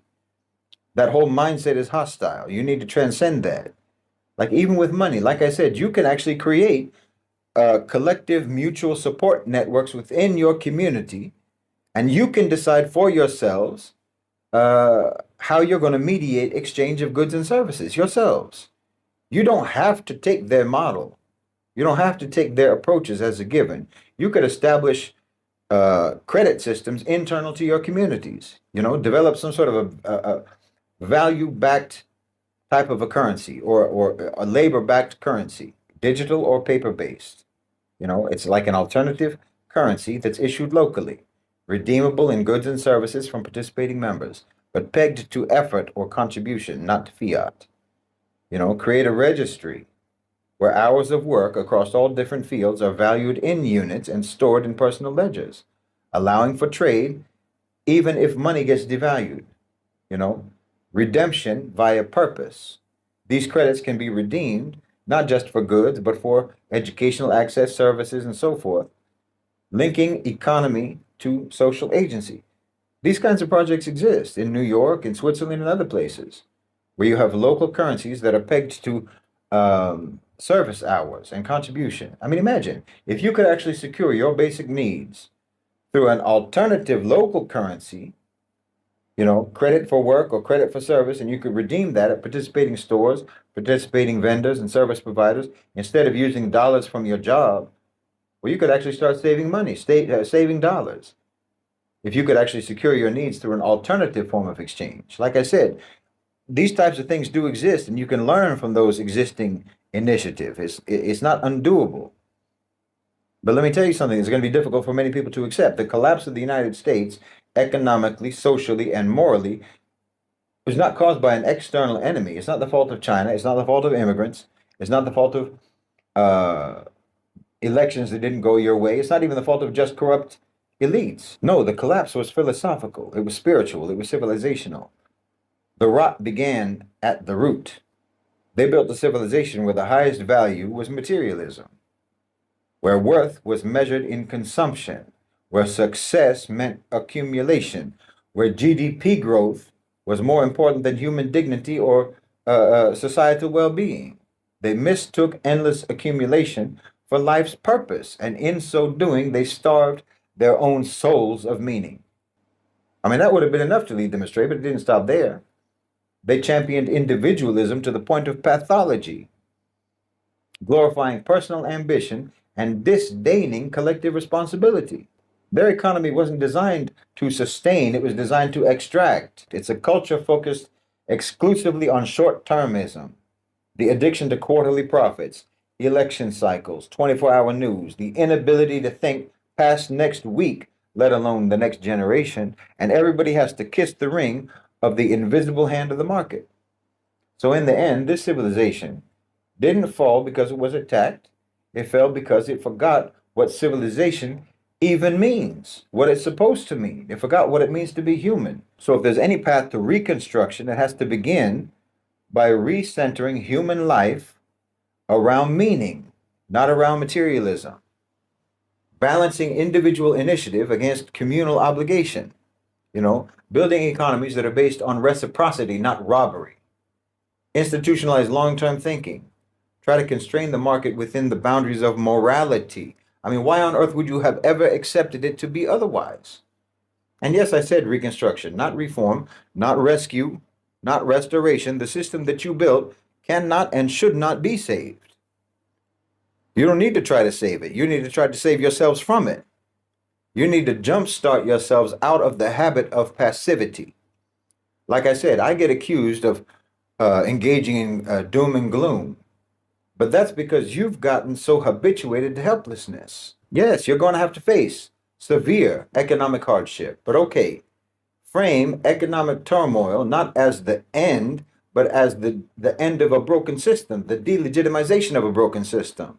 A way to trigger, inshallah, a cultural shift from consumption to meaning, from job-based identity to a character-based identity. You need to start trying to think of yourself, your community, as a small, non-aligned state that's navigating regional instability. Think like that, behave like that, plan like that, because that is essentially what your communities are, what they're going to be. You need to engage in a kind of micro diplomacy locally with foreign diaspora communities, with immigrant communities who maintain ties to non-U.S. trade networks, especially BRICS-aligned countries. And maybe you can get access to alternative supply chains, informal commerce for your communities and neighborhoods, because you need to build self-sufficiency. The aim here is not to try to survive the collapse in a state of desperation and regress into self-isolation. You need to build resilience. You need to build systems that are ethical, that are collective, that are non-corporate, and that are ultimately liberatory. Moving forward, it's going to be very important for you to remember that collapse is not catastrophe. It's clarification. The deeply flawed and, in fact, corrupt architecture of the Western system has been exposed. And without that exposure, no one would have been forced to ever recognize how profoundly you need to change. Americans looking at empty shelves at the grocery store is going to be like man looking at the abyss. As long as those shelves are full, then you'll never see how empty your so-called civilization is and how empty it has made you. No, you need a whole cultural, psychological, and civilizational realignment. That's why I said no Western theories are going to be able to provide a remedy for you. Your so-called leftists, they'll say that wealth redistribution will solve all the problems. But that doesn't alter the fundamental structure that led to the disparities in the first place. Nah, the leftists, the Marxists, and so on, they're just as much about money and materialism as the capitalists are. Redistribution without structural correction is just a management strategy for continuing the injustice and the oppression. For the West, the only framework that you have is either private property or communal ownership. Capitalism, communism. Either private property or state ownership. Private property, yes or no. That same old binary thinking, You don't have a concept that understands our relationship to wealth, our relationship to property, as one of stewardship and custodianship, or as a conduit. It's about circulation, not accumulation. Wealth isn't something to brag about. It's something that you will be asked about, what you did with it and what you did to get it. But you can't get past the having it part, You need to get past that. But the whole system that you have has put you in such a desperate situation that you can't get past that. And see, they've got you feeling obliged to these systems that don't fulfill any obligations to you. They have you feeling obliged to it, so that you think that if you abandon those systems, you abandon those theories, you abandon those labels like democracy, capitalism, so on, you think it's some kind of betrayal or some sort of a rebellion. Because again, you have that combative mindset, the with us or against us mentality, even though the us in that framing is actually against you too. No, realignment is not rebellion, it's recovery. It's a recovery from all of the damage that your so-called civilization has done to you, and all the damage that is done to everyone else in the world. I mean, I know the transformation is going to be hard. You're literally going to have to start from zero. But it has been so wrong for so long that just getting back to zero is actually progress. Because what I'm talking about, the type of changes that I'm talking about, the type of changes that you need to make, what I'm talking about is for you to actually return to the way that healthy societies always used to function before those Western predatory, parasitic, materialistic pathologies took over and drained all meaning from your life. That's why I say realignment, because you're disaligned now. You're dislocated, you're disjointed, you're dysfunctional, and you're broken. And you need to get back into alignment with what it means to be a human being. I've said that decentralization is going to be the theme of this era. But decentralization in the West is precipitated by demolition and by disintegration, while in the Muslim world and in the global South, it's going to be precipitated by building and by integration. It's very different. The distinction is critical. It's somewhat misleading, actually, to talk about decentralization in the West. Or anyway, it would be easy to misunderstand or to overlook what that decentralization is really about, because decentralization in the West is literally about breaking down components of the existing power structure, components that compete with private sector authority. So it's actually a power consolidation move, ultimately, by the OCGFC, breaking down America as the global hegemon, and then breaking down the central authority of the federal government within the country, and then selectively breaking down the localized formal power structures at the state level, basically rendering public sector institutions as redundant to make way for private sector control. Eventually, this could even prompt, like I talked about before, secessionist movements, whether literally or functionally, by individual states inside the United States. Functionally, I think it's inevitable. It's inevitable functionally, as the federal government becomes less and less relevant in terms of governance. So you're going to have individual states in America acting more or less like independent states, independent entities, independent countries, and then some states will even be regional hegemons within the territorial United States. That's already the case, to be honest. I mean, California, Texas, New York, and so on. These are basically domestic hegemons within the United States. So it's not a huge leap to go from that to individual American states conducting their own foreign policy and so on, and really operating like independent countries. And of course, I anticipate something similar to that happening in Europe, as I've talked about many, many times. The EU, the European Union, will certainly dissolve within the next coming decades. Tension and conflict and so forth between countries is already spreading as we speak. In 20 years or so, no one's even going to be able to imagine that Brussels was ever the seat of continental power in Europe. But again, this disintegration will be and is being engineered for the purpose of consolidating private sector power. So yes, what we think of as the formal power structure, government, and so on, this is going to be decentralized through disintegration. But the entirety of the West, America, the UK, and Europe, and so forth, are going to be brought under the domination of the a-national OCGFC, the owners and controllers of global financialized capital, who are non-nationalistic. It's a stateless imperial power that, as of right now, actually does represent the only real global hegemon. As of right now, the OCGFC are the unipolar superpower in the world today. See, there's been a creeping capture of state power in the West by corporate power. That's something that a lot of people fail to notice, or to fully understand anyway. Throughout the colonization period, throughout the neo-colonization period of the global South, the West itself, the colonizing nations themselves, were also being taken over. It turns out that the pillagers who looted Africa, Central and South America, the Middle East and Asia and so forth, they just turned out to be serfs themselves. It's like a bank robber being taken hostage. You come back from your crime spree in the global South only to find yourself being enslaved by your own accomplices. That's what's going on.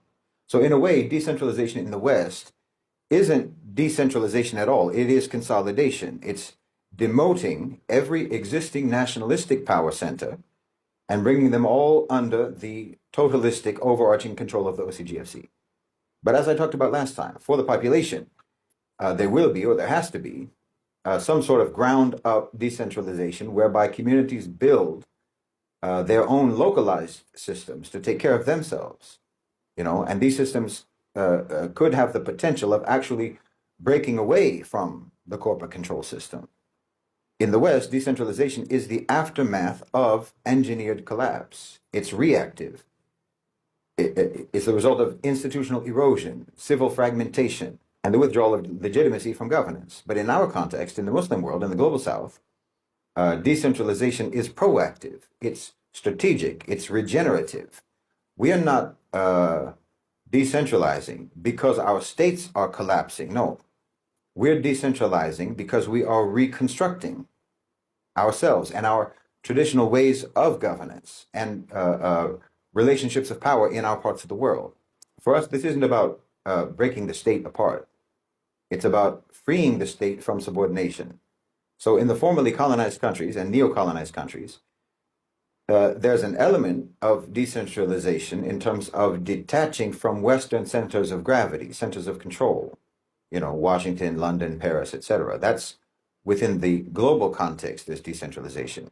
Our countries are no longer going to be ruled or coerced or dominated or subjugated uh, by Western nationalistic powers. America and Europe are going to move to the periphery of our considerations, whereas all we have known for centuries was for them to be at the center of our considerations.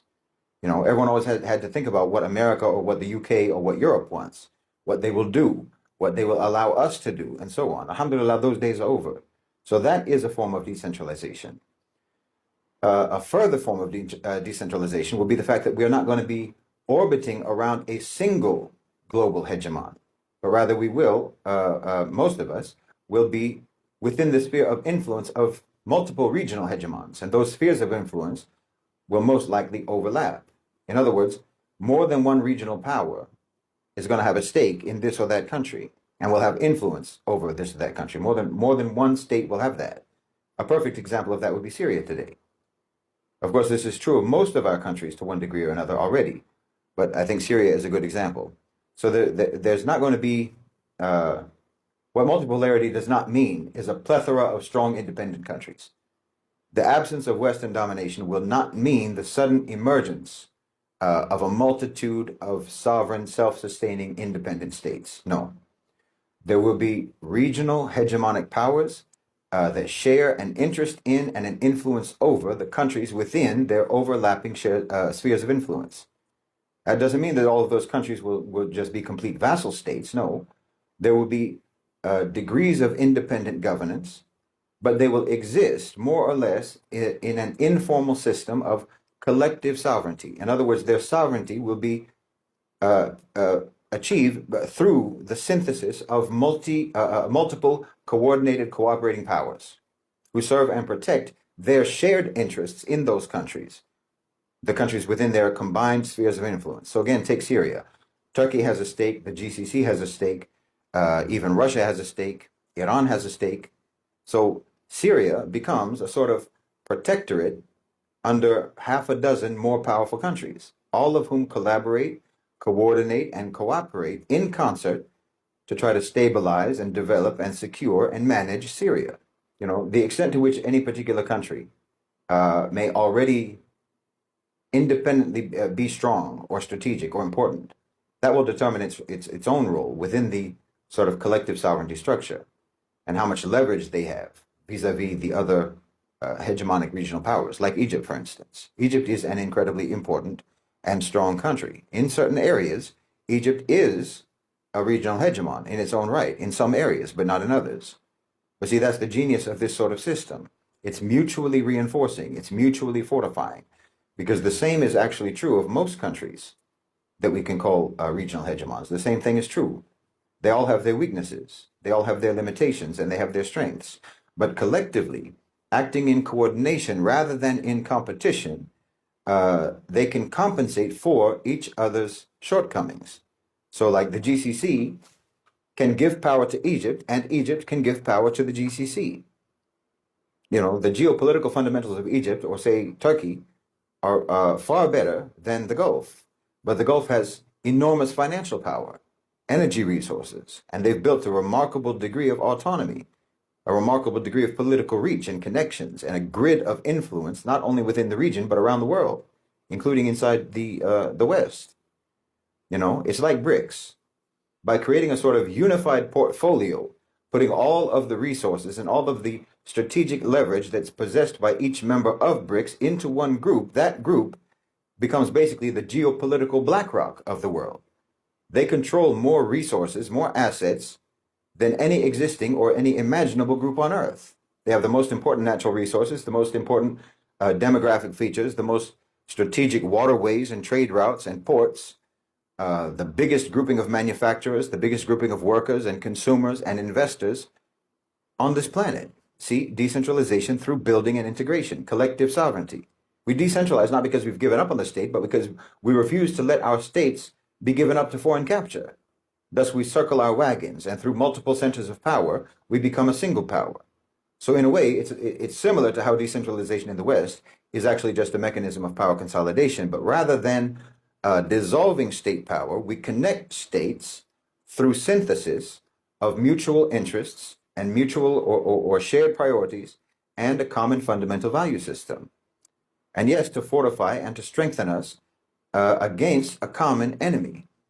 Let me be clear. When I speak about decentralization in the Muslim world and in the global South, I am not at all advocating, and I should not be misunderstood as advocating a dismemberment of national authority. I'm speaking about multipolar sovereignty, nations acting together in concert, intertwined in their interests, committed to mutual reinforcement and shared economic protection of one another. But let me also say that this solidarity and this sovereignty can and should be manifest in many ways, also in decentralized ways. Again, from the ground up, through cross-border cooperation among people, among businesses, among economic sectors, through private initiatives and so forth.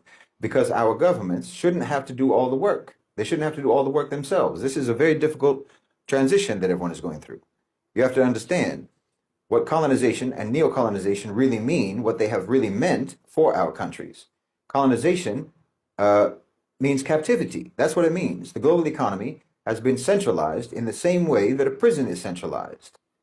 And we've been the prisoners of that system for centuries. And we need to organize a prison break. That's what's going on. In a prison break, you need everyone to work together. Not only work together, but also be capable of working independently. Everyone has to do their job. You have to be able to rely on everyone to do their job. You can't negotiate your freedom from your jailer, so you have to tunnel out. And that needs diggers. That needs watchmen for that. You need your tools for that. You need a getaway car and so on. Everyone's got to do their job, and everyone has to be, you have to rely on everyone to do their job. So we're drawing a map of our escape plan. The global economy is not open and inclusive. Until now, most nations in the world are not truly in the global economy. They're inside the global economy the same way that a detainee is inside of a facility. They're embedded within the architecture, but not as participants, as captives. Their captivity is imposed through a structure of needs that they cannot meet without foreign permission, without foreign currency, without foreign capital, without meeting following foreign regulations. It's the illusion of participation. You know, being connected to the global system is not the same thing as being a participant in the global system. Access is not sovereignty. You know, it's like thinking that if the prison gives you access to certain privileges, it's the same thing as being free. No. Those are nothing but levers of control over you. That's why they give you those privileges. The ability to trade, the ability to borrow, to import and to export and so forth. These aren't signs of power or freedom. They're very often markers of dependency itself. Globalization has made captivity look like participation to a lot of people, but that's not what it is. I mean, take the price of fuel, say, in countries like Nigeria or Pakistan. It's not determined by their own production or by their own consumption. That's not what determines the price. The decisions are made in Washington, what the price is going to be. When the U.S. Federal Reserve adjusts interest rates, the economic consequences cascade across the global South. In Abuja and Karachi, they feel the tremors before the ink is even dry on the minutes of the Fed meeting. Central banks in their countries scramble to try to curb inflation, not in response to any local realities that cause that, but because of the whims of foreign capital. That's captivity. The same is true with food. You know, nations across North Africa and the Sahel import the majority of their food staples. Their ability to eat depends on container ships, depends on insurance premiums, and it depends on commodity exchanges that are located in cities that their populations will never visit. A disruption in the Red Sea, a bottleneck in the Bosphorus, a price spike in Chicago, in the Chicago future markets, makes them go hungry. Their sovereignty is replaced with dependence, and they call it development. Even national economic policies are not drafted for the people of the country itself, but for the approval of ratings agencies. You know, ratings agencies in New York or in London or what have you, to please Moody's or Fitch or to please the IMF. Governments are pressured into austerity measures, cutting public services, selling off what little remains of the commons.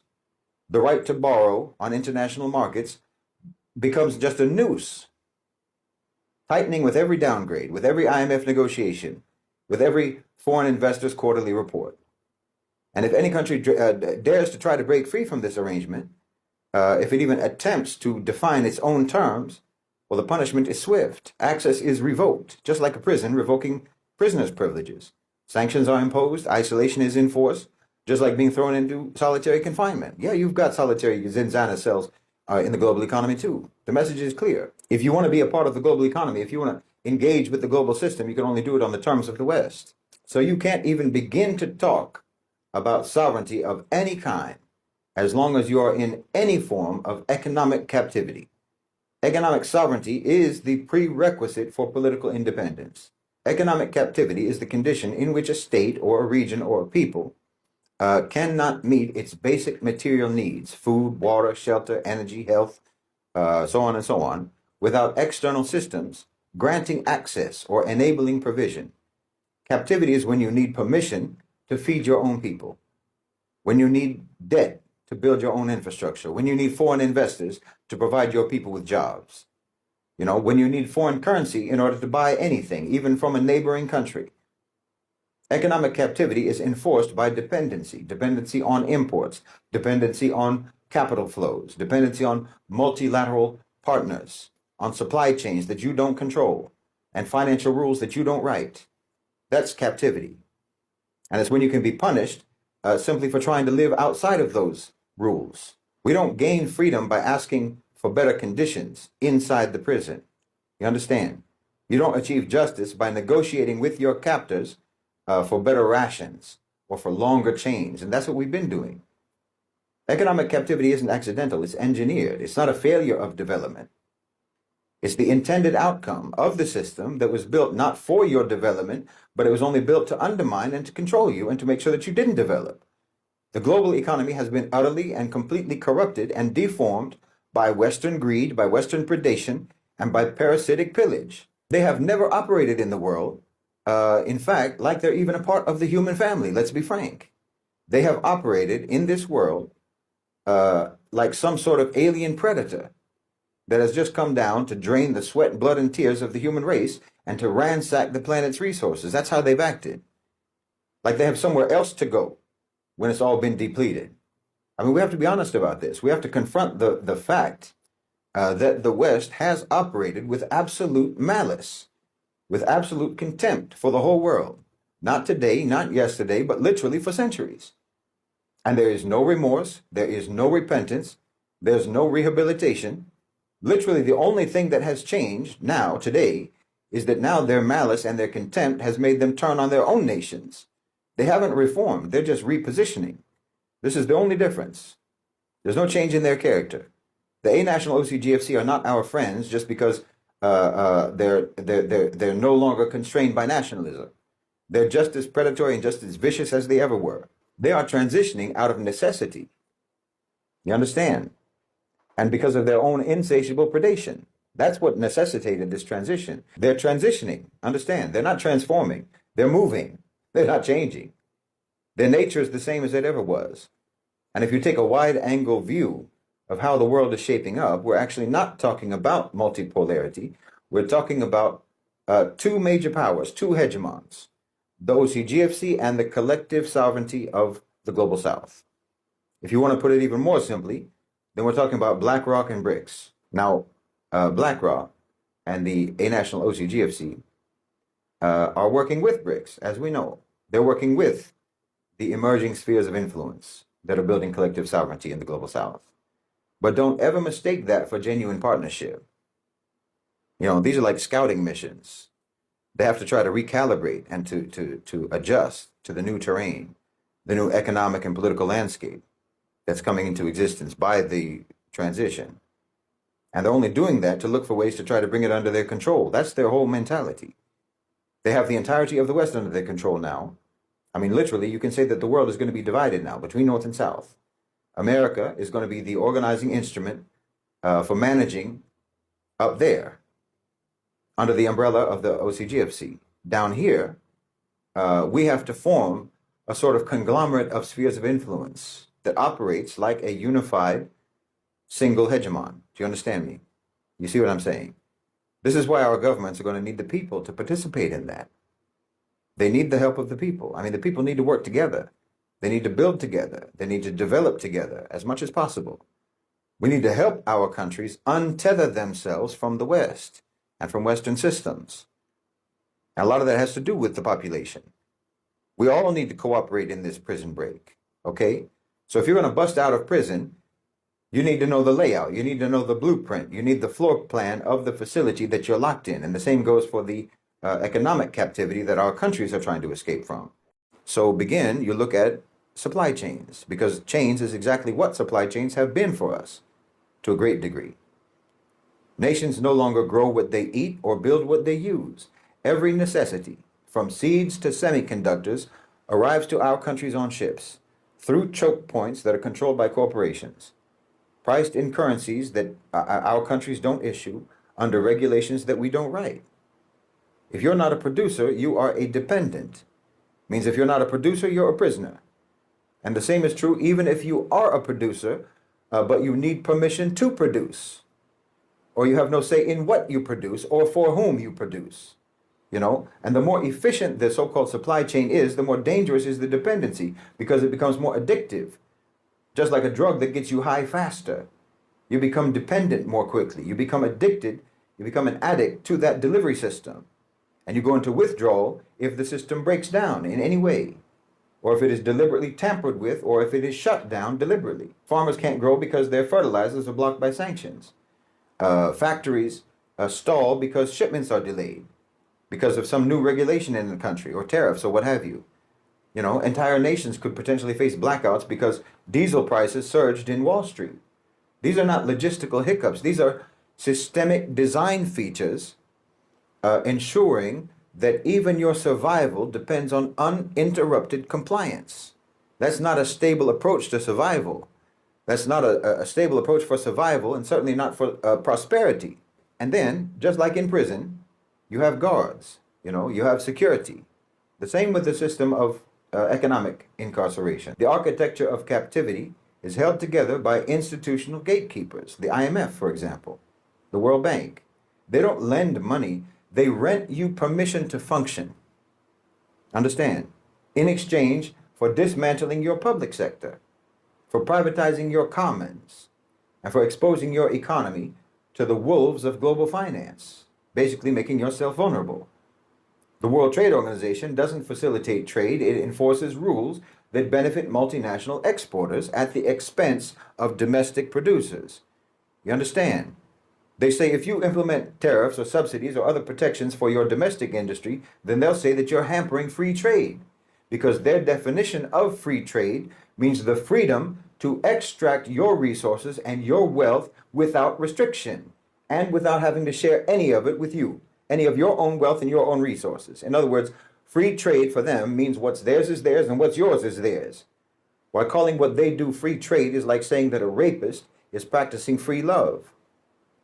I've explained before, Western foreign direct investment is not pumping money into your economy. It's sucking money out of your economy. It's a syringe, right? And you think that they're giving you medicine with that syringe, but actually they're taking blood with that syringe. They're extracting from you. They use your labor, they use your land, they use your resources, and then they shift all the profits offshore and leave your people jobless the moment that a cheaper region opens up. And even the job that you had was basically a job of digging up buried treasure in your own backyard and handing it over to them. That's the job that they created for you. Well, that's not a job, that's humiliation. You were hired to rob your own house. Development is not the purpose of any of these institutions. You must understand that. Their purpose is to discipline nations into obedience. They create the rules, you follow them. That's the so-called rules-based order. That's what the rules-based order means. They give the orders and you follow the rules.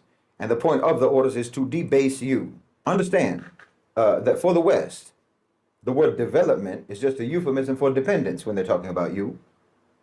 So when they say that they want to support development in your country, or they say that they want to help you develop, you know what they really mean. It means reshaping your society to be in compliance with Western interests. It means training your young people not to build your own nation, but to service the interests of foreign capital. That's what it means. Okay, that's not development, that's domestication. That's what they mean by development.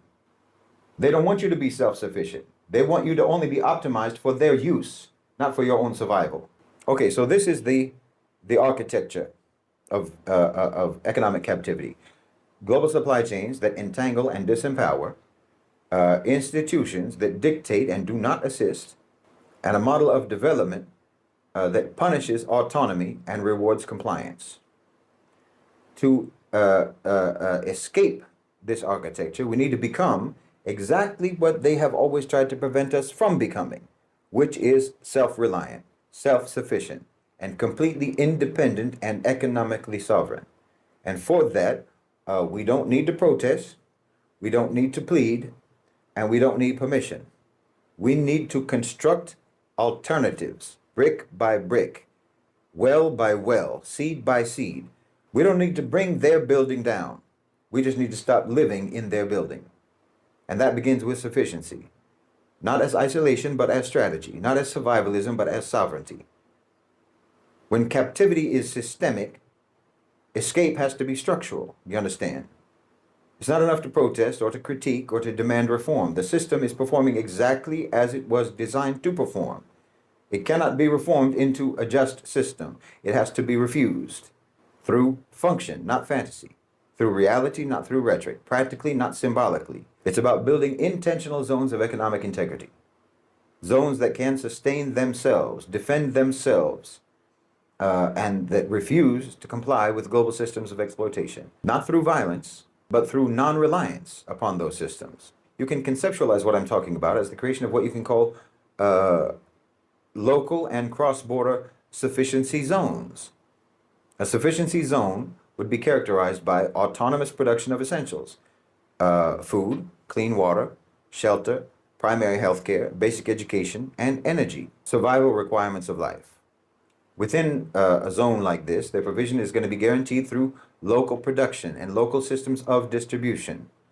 No community should go hungry because of supply chain disruptions in some foreign port. You have to have a controlled interface with global capital. A sufficiency zone is not going to be closed off, but it will be selectively permeable. It engages with the outside world strategically, not by necessity. You know, it imports only what it cannot produce, and only when doing so strengthens autonomy rather than weakening autonomy. Trade doesn't have to be exploitation. Economic activity can be governed by ethical standards rooted in Islamic principles. You know, fairness in contracts, transparency, prohibition of riba, social responsibility, the obligation to prevent harm. In zones like this, markets are tools that serve the people rather than the people being tools to serve the market. A sufficiency zone within a country wouldn't challenge the legitimacy of the state. It fulfills the responsibilities of the state communally as a support mechanism for the state. You understand? Sufficiency as a strategy of support, as a means to fortify the state by strengthening the people, strengthening the population. Sufficiency zones wouldn't be outside the state. They wouldn't be in defiance of the state. They would not be intended to replace or to challenge national governments, not at all. But they would be built to try to relieve some of the pressure on the state, to restore autonomy from the ground up, which ultimately just serves the interests of the state. In fact, this is the way that communities have always functioned, especially in the Muslim world. You know, the Ottoman Empire, for example, the Ottoman Empire, particularly in the 16th century through the 18th century, they were repeatedly subjected to European economic hostility through embargoes, through trade manipulation, asymmetrical treaties, and so forth were imposed on them.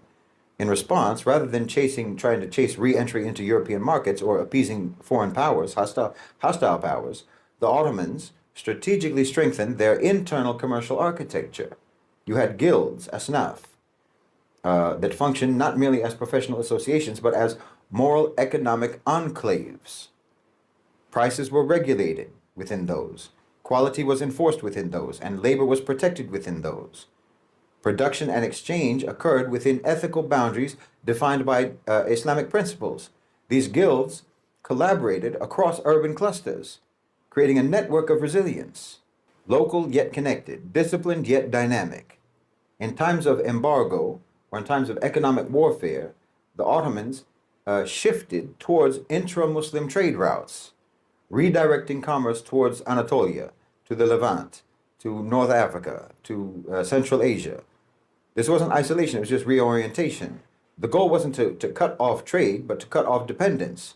Economic dignity can be preserved under pressure, but only by deliberately limiting exposure to hostile systems and by embedding commerce within a moral framework. You know, you can go back even further and look at the Waqf system, how that worked. For example, under the administration of Nizam al-Mulk, a brilliant 11th century vizier of the Seljuk Empire, you have one of the most elegant models of localized public provisioning in Islamic history through the institutionalization of waqf, charitable endowments. Essential services were decentralized and were placed under the guardianship of communities themselves. Masajid, hospitals, schools, soup kitchens, fountains, water fountains, they were all funded through permanent endowments that were tied to real estate, tied to agricultural land or commercial revenues. Now, once these were dedicated, these resources became inviolable and locally managed, with the stipulation that they serve the public good indefinitely. Okay? This system achieved three critical outcomes: financial independence from the state for vital services, community ownership over essential infrastructure, moral accountability that was rooted in Islamic theology and jurisprudence and fiqh. The waqf structure immunized local economies against both foreign control and centralized mismanagement. It created a decentralized welfare economy grounded in trust, grounded in continuity, and in religious obligation. You know, in Islam, economic sufficiency is not just a logistical arrangement, it's a moral responsibility.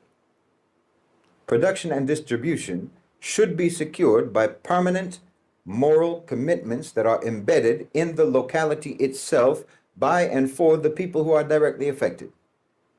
It's a territorially grounded, locally administered, managed economic ecosystem designed to meet the essential needs of a population within a particular zone of sufficiency zone, without relying on coercive, foreign-controlled systems.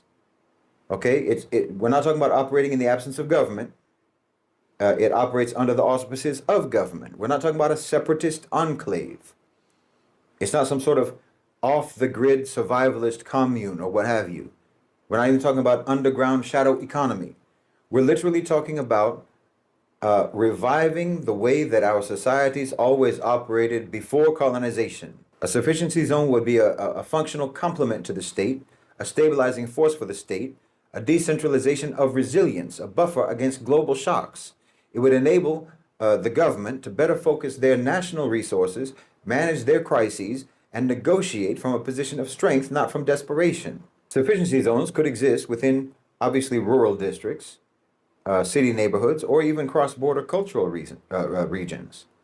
What defines them wouldn't be political intent, but practical independence. You know, a zone that can produce food locally, a zone that can manage water autonomously, a zone for generating energy from decentralized sources, microgrids, etc. Operating labor and trade systems based on Islamic community, based on Islamic accountability. We're talking about a decentralized framework for national security, for stability from the ground up. From the ground up, not from the top down. Now, I should be clear, the concept that I'm talking about is probably better described again as strategic sufficiency rather than self-sufficiency. It's not the idea of complete isolation. When I'm talking about a sufficiency zone, I don't mean it's cut off from everything else. It's not disconnected from the rest of the country or from the wider world, but it's a corridor within a country or spanning even more than one country. A sufficiency zone would almost act like a buffer zone against predatory capital for the state, producing enough of what matters most to ensure resilience and to ensure autonomy and to ensure unpunishability by Western economic and financial systems. A sufficiency zone would almost act like a buffer zone against the threat of predatory capital. You know, you don't need to manufacture aircraft in a sufficiency zone, but you need to be able to grow your own food.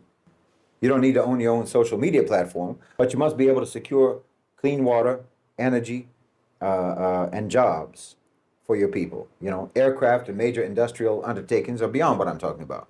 I'm talking about communities. Communities building their own strategic sufficiency that covers their core survival thresholds, so that no foreign power, no financial institution, and no transnational corporation can weaponize your needs against your state or your people. Because this doesn't just protect individuals, it empowers national governments. You know, if the government is able to know that the people in this sufficiency zone are going to be okay one way or the other, and in this zone they're going to be okay one way or the other, well, that takes a lot off their mind. They don't feel the the pressure to make deals with multinational corporations or with foreign investors because they feel that that's the only way that they can serve the needs or fulfill the needs of their population. If they can see that the population is fulfilling their own needs, that their population is already self-sufficient, then that takes a lot of pressure off of them. That's why I say it's strategic sufficiency. You reduce the burden on the national budget. You minimize the country to exposure to global price shocks. You're obviously creating alternatives to IMF-driven austerity measures. The government's not going to have to be forced into those things. You are strengthening the government with a constituency of self-reliant, capable citizens. And like I said, this isn't isolationism per se. Decoupling in this model isn't cutting off from the world. It's insulating your people from volatility. It's not a refusal to engage. It's a refusal to be coerced. It's not an abandonment of trade. It is the discipline to trade selectively from a position of strength. You won't have to panic if global currencies fluctuate. You won't collapse if foreign capital withdraws, if foreign investors leave. You won't starve if maritime checkpoints are closed or if you're sanctioned. You'll be able to help your economy absorb the shocks that the state is not able to prevent, or that are imposed upon the state because of the state's own defiance of Western systems. This is a way that we protect our countries. It's cooperation without subjugation. It's trade without selling out. And more importantly, it's a sovereignty that is scalable from the family to the village to the nation, creating zones of self-contained, self-sufficient subsistence will be a reinforcement, low-cost, high-impact stabilizers that allow national governments to operate with more flexibility, with more leverage, and with more legitimacy. So we are talking about not only collective sovereignty between countries, but collective sovereignty within a country. This isn't just a vague call for local empowerment, or a sentimental return to village life. This is a strategic infrastructure model rooted in Islamic ethics, designed for real-world implementation and engineered to sever the lifelines of dependency that keep communities trapped in that global economic prison. Infrastructure pillars, all of which are geared towards one foundational goal, which is baseline autonomy with moral integrity. These aren't just survival mechanisms. These are expressions of sovereignty. These are manifestations of sovereignty. So, for example, energy microgrids, either solar or hybrid, because no sufficiency is even possible, really, without energy independence. So you need centralized grids that are not vulnerable to sabotage or to blackmail or to price manipulation and supply chain fragility. Sufficiency zones would deploy solar-powered microgrids, optionally integrated with wind or biofuel systems, scaled for local consumption. These are decentralized and modular, reducing systemic vulnerability. Community-owned, not corporate-controlled, designed for local prioritization, meaning prioritized for agriculture, water, refrigeration, communication, not for luxury or waste. Energy becomes a right, or is treated like a right. Then you need hydro-independent water systems, harvesting, purification, and so forth. Water is the first condition of life itself, and it's the first point of control in any system of subjugation. So a sufficiency zone would rely on independent water systems, including rainwater harvesting networks, solar desalination or filtration units, gravity-fed distribution channels, and local reservoirs. The goal is to never be dependent on municipal grids or foreign engineered infrastructure for access to drinking water, or for irrigation, or for sanitation. Water doesn't need to be monetized. It's a protected trust from Allah subhanahu wa ta'ala, distributed with fairness and guarded against contamination and guarded against privatization. And then, of course, you need agro-sovereignty, agricultural sovereignty. Food sovereignty is not just about what you grow, but why you grow it and for whom. So a sufficiency zone would prioritize permaculture techniques, low input, regenerative, climate-appropriate farming, community-based seed banks to reject GMO dependency, local staples over export crops, with ceilings on exportation of essential goods to prevent resource leakage. The objective is to feed the community first, not the commodity markets. And then in terms of exchange, trust-based exchange systems, non-interest, ledger-based, or tokenized. A sufficiency zone cannot operate or cannot survive if its economy is tethered to fiat volatility or to interest-bearing debt systems. It has to operate on a parallel exchange logic where value is circulated, not extracted. There are a lot of potential models you could use. Non-interest bearing mutual credit systems, digital tokens or physical coupons that are pegged to either time or labor or to staple value, ledger-based local accounting, publicly visible to ensure transparency and to ensure trust. There's no place for riba. There's no place for hoarding. There's no space for speculation.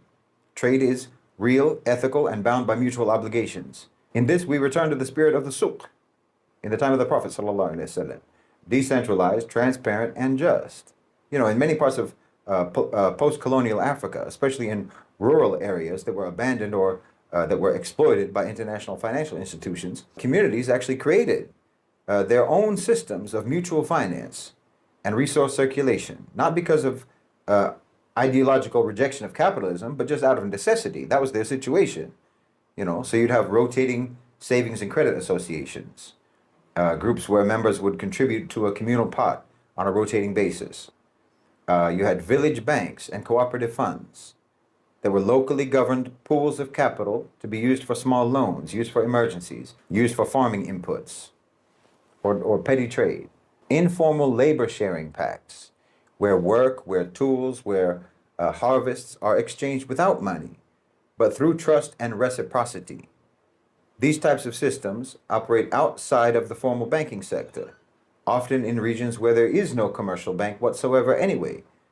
And they are immune to fluctuations in interest rates, credit rating downgrades, or IMF mandates. They keep value circulating within the community rather than leaking out to external shareholders. Most importantly, these informal economies are moral economies.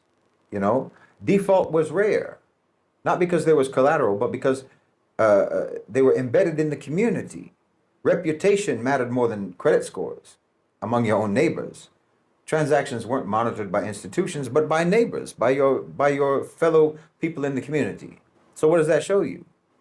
Resilience is not born from scale, it's born from cohesion. The sufficiency zone idea draws directly from this principle. Build small, but build near and build together, and you will build strong.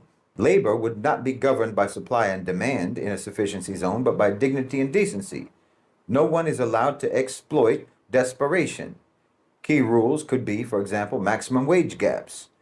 There should be a limit on how much more one person can earn compared to another person in the same organization, in the same endeavor. There should be mandatory rest, mandatory health care, mandatory workplace protection. No zero-hour contracts, no gig exploitation, no coercion. Transparent hiring practices overseen by a local shura to guard against nepotism, to guard against discrimination. Work is not a transaction, it's an act of amana. You know, the employer is accountable not only to the worker, but to Allah subhanahu wa ta'ala and to the community. Now, in terms of governance, obviously sufficiency zones would not be authoritarian enclaves or communes. They're just ecosystems voluntarily participated in, ecosystems that are run by Islamic principles, by shura, by accountability, and by trust. Decision-making is consultative, not dictatorial. It would be voluntary participation. No one would be coerced into joining. No one would be coerced into remaining in their participation. Participation is by choice. You could have halal certification, not just for food, but for economic behavior. You know, a product might be halal in ingredients, but haram in production, in its ethics in production. In a sufficiency zone, the entire process has to be clean, from origin to output. The zone is not a utopian model. It is a disciplined, morally coherent, practical model of non-captive economic life. And it's not for everyone, sure. But for those who are done trying to negotiate with their jailers, it's the beginning of a way out. This is how we distribute the practical work of sovereignty, from the state to the people, from the people to the state, without undermining the state itself. And that, once it is achieved, is not just liberation. It's a new foundation for lasting national strength. For proof of concept, there are real-world precedents that demonstrate the power of strategic sufficiency. I mean, we can look at Cuba after the collapse of the Soviet Union. Well, they faced an existential economic crisis. With the loss of subsidized oil, the loss of machinery, loss of fertilizers, their agricultural system was highly industrialized and it collapsed. Food imports plummeted by 80%. Hunger spread rapidly. But instead of surrendering to starvation or to neoliberal rescue, so-called, Cuba initiated profound internal transformation. Urban agriculture took over public and private land, with over 200,000 urban farms emerging in Havana alone. Permaculture, ox-driven farming, organic methods replaced imported industrial techniques and so forth. State incentives empowered local cooperatives and decentralized food distribution networks. And within a decade, Cuba was producing most of its fruits and vegetables domestically, without any reliance, or with very little reliance on imported chemicals, fuels, or Western agri-corporations. Or you can look at Iran, for example. Under decades of sanctions, they've been locked out of the international banking system. They've been restricted from exporting oil and constantly targeted by diplomatic and financial warfare. Yet despite this, Iran has invested heavily in domestic energy production, including renewables and decentralized grids and regional pipelines. They developed local technologies and engineering capacities, not just for oil and gas, but for nuclear, solar, and hydroelectric energy. They established even barter-based trade agreements with regional allies and with BRICS states to try to circumvent Western currencies. Iran's focus has not only been on trying to survive sanctions, but on structuring its economy to be less vulnerable to sanctions. You understand? Energy sufficiency became a matter of national defense for them, not just economic growth. You can feel any way you want to about Iran, but they have shown that you can actually turn economic coercion into fuel for economic autonomy. Resilience is not what you build when things are stable, it's what you build because things are not stable. And by all measures, we have to admit that Iran has done an outstanding job of building a resilient system. Or you can look at Turkey. Over the past 20 years, Turkey has been quietly but decisively redrawing the contours of its economic sovereignty. What we're seeing is not an abandonment of globalization, so-called, but the deliberate construction of strategic autonomy, a recalibration of the terms of engagement with the global system.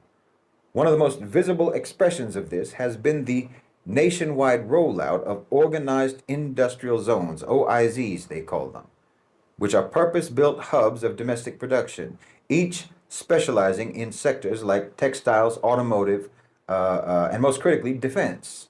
These are not just industrial parks. These are battlegrounds of economic independence that are engineered to anchor national industries and to eliminate structural dependency on Western supply chains. You see, Turkey's investment in local defense manufacturing has been remarkable. They've gone from just 20% self-sufficiency in 2002 to 80% in 2023. That's not just a shift, that's a transformation. Turkey is decoupling intelligently. Public-private partnerships have been structured not around maximizing shareholder profit, but around maximizing national capacity. They're putting their people first, their nation first. Now, their goal isn't to exit the global economy, but to try to negotiate with the global economy from a position of internal strength. Yes, the West has punished them for that. But even that punishment, like with Iran, is just helping to train the long-term system for becoming unpunishable. In essence, Turkey is developing a blueprint for what might be called pragmatic economic nationalism, a model that combines integration with insulation, openness with control. It's not about rejecting the world, again.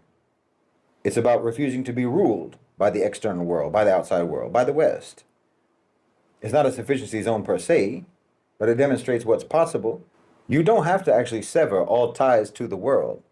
You only have to sever ties to that part of the world that will use those ties to tie you up, that will try to hold you hostage. So you can have ties with others. You can have ties with other countries. And those are the only ones that you should have. Because if you're going to have ties with countries that are going to use those ties to tie you up and to bind you, well, then you don't need to be tied to those countries. Now, yes, of course, in these cases, the cases that I've talked about, these are all coming from the top down. These are all driven by state policy. It's national strategy. But it affirms the principle because Turkey, what Turkey and Iran and Cuba have demonstrated is a model of sufficiency that can be mirrored at the grassroots level. The logic is the same. It's about refusing captivity. It's about severing the arteries of dependence, whether we're talking about the connections to foreign lenders or to multinational suppliers, whether it's a government establishing organized industrial zones like Turkey, or a community creating local production hubs. The core idea remains the same. Build what you need, control what you use, and rely on your own. I mean, you're going to need approval from the government to one extent or another, but really what we're talking about is just community building in the most practical sense imaginable. Literally, communities taking care of each other and taking care of themselves. All you need is intention, coordination, and vision. Neighborhoods can become sufficiency zones. Villages can become nodes of resilience. Cooperatives, collectives, and micro-enterprises can replicate the same pattern of localization. Food, energy, tools, skills, developed and circulated within. Every act of self-sufficiency, whether it's by a nation or by a neighborhood, is a blow against the system of economic captivity. It is possible to survive without submission. You can do it. You can decentralize. You can localize. And you can prioritize internal needs over export incentives. You can refuse to build your future around the demands of foreign investors or colonial institutions. Cuba proved it with food. Iran has proved it with energy. And Turkey is proving it with industry. Sufficiency zones are just community-level application of the same principle. Every economic order produces a kind of geography. Not just the physical geography in the sense of borders and trade routes and so forth, but in how power flows, how wealth concentrates, how legitimacy is distributed. So today, the geography of power is mapped not by states, but by financialized capital. Transnational, unaccountable, a-national, fundamentally. It obeys no constitution, it answers to no electorate, and it operates entirely outside of any moral framework. This is the geography drawn by the OCGFC, the owners and controllers of global financialized capital. Their territories are not countries. Their territories are supply chains, regulatory bodies, debt portfolios, digital infrastructure. Do you understand? If they control your supply chain, then that chain controls you. If they regulate your trade, then they rule you. If you are in their debt portfolio, then they own you.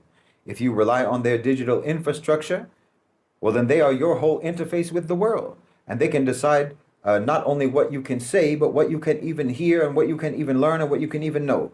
Not to mention, they will know everything about you. The OCGFC thrive on centralization, on consolidation. Their power grows through aggregation. Aggregation of resources, of data, of currencies, and aggregation of markets. It needs everything to flow through it, through its platforms, through its banks, through its payment systems, through its institutions. Do you see? Sufficiency zones, the idea of that interrupts that flow. They divert the current, functionally and irreversibly. Every local water system that doesn't rely on global infrastructure, every food network that operates outside of the agro-commodity futures market is a rupture in the monopolized geography of capital. And once there are enough of them, potentially, they can begin to form networks. Networks of mutual reinforcement through interzone trade, for example. A farming zone in Senegal trades food with a solar energy zone in Egypt. A textile production cluster in Turkey trades with an agro-industrial sufficiency zone in Pakistan, and so on. These linkages are not based on competitive advantage, but on cooperative survival and mutual fortification. They're not conducted in dollars. The trade isn't conducted in dollars, but trust-based exchange mechanisms, shared commodity baskets, or mutual credit systems. You're talking about an ecosystem within the broader economy interacting with another ecosystem in another country. Or even you can have zones that cross borders, like I said, where communities that share similar resources and similar population characteristics can cooperate with each other. This becomes a sort of counter-geography that's not one defined by colonial maps and trade routes and IMF trade corridors, but zones of voluntary cooperation, ethical regulation, connecting sufficiency economies. And as these links form, they begin to do something subtle but powerful. They rewire the flow of legitimacy away from the institutions of empire and towards the communities that are functioning without those institutions. This is what sovereignty looks like in the 21st century. The ability to feed yourself, the ability to power your homes yourselves, the ability to treat your sick yourselves, and the ability to teach your children your own civilization and your own understanding, and the ability to refuse dependency on Western systems without triggering the collapse of your own society. Yes, the OCGFC would not see this project as a benign project, and it wouldn't be tolerated at all by the empire. Why? Because sufficiency zones, the idea of it, sabotages their whole model in 5 key ways. One, it reduces critical dependencies.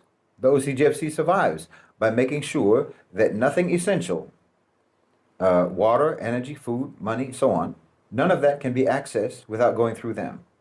They control water through massive infrastructure. They control energy through centralized grids.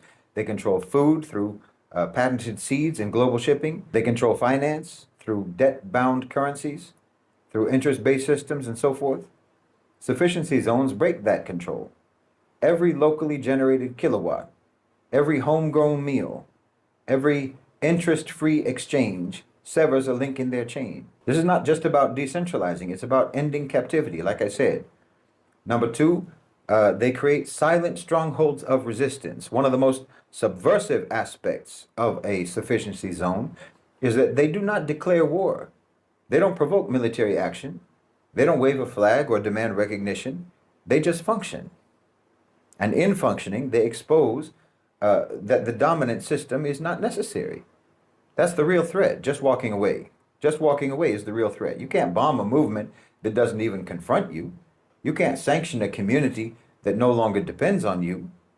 Sanction them with what? The OCGFC can't fight what quietly replaces it. Number 3, a sufficiency zone collapses the illusion of monopoly legitimacy. The biggest asset of monopoly capital is the belief that you have no choice, that development must mean IMF loans, that jobs must mean foreign investment, that progress must mean Western alignment. Well, a sufficiency zone destroys that illusion. Each functioning community disproves that lie. Each network of trade that bypasses the empire rewrites the script. Each school, each clinic, each farm, each hospital says we can live without them. And as more and more people step out, then that myth unravels. What used to be the standard starts to look outdated. This is the long war. And we don't win that war by protesting. We win it by building. We win it by building what they said we needed them to build for us. Number 4, they reverse, like I said, the flow of influence. Normally, all influence runs one way, from empire to periphery.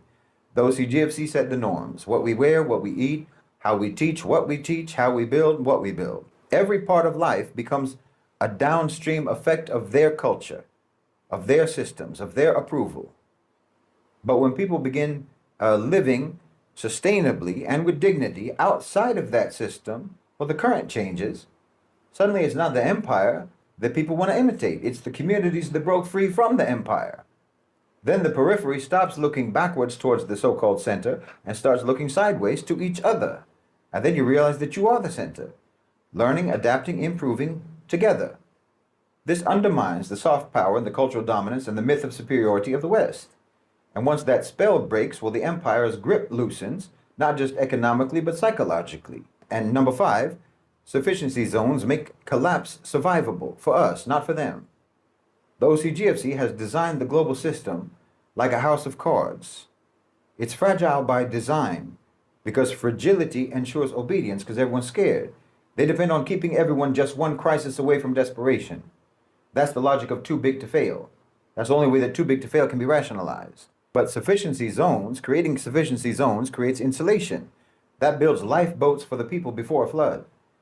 When the next collapse hits, and it will, whether it's economic, environmental, or geopolitical, these communities will not fall along with the rest.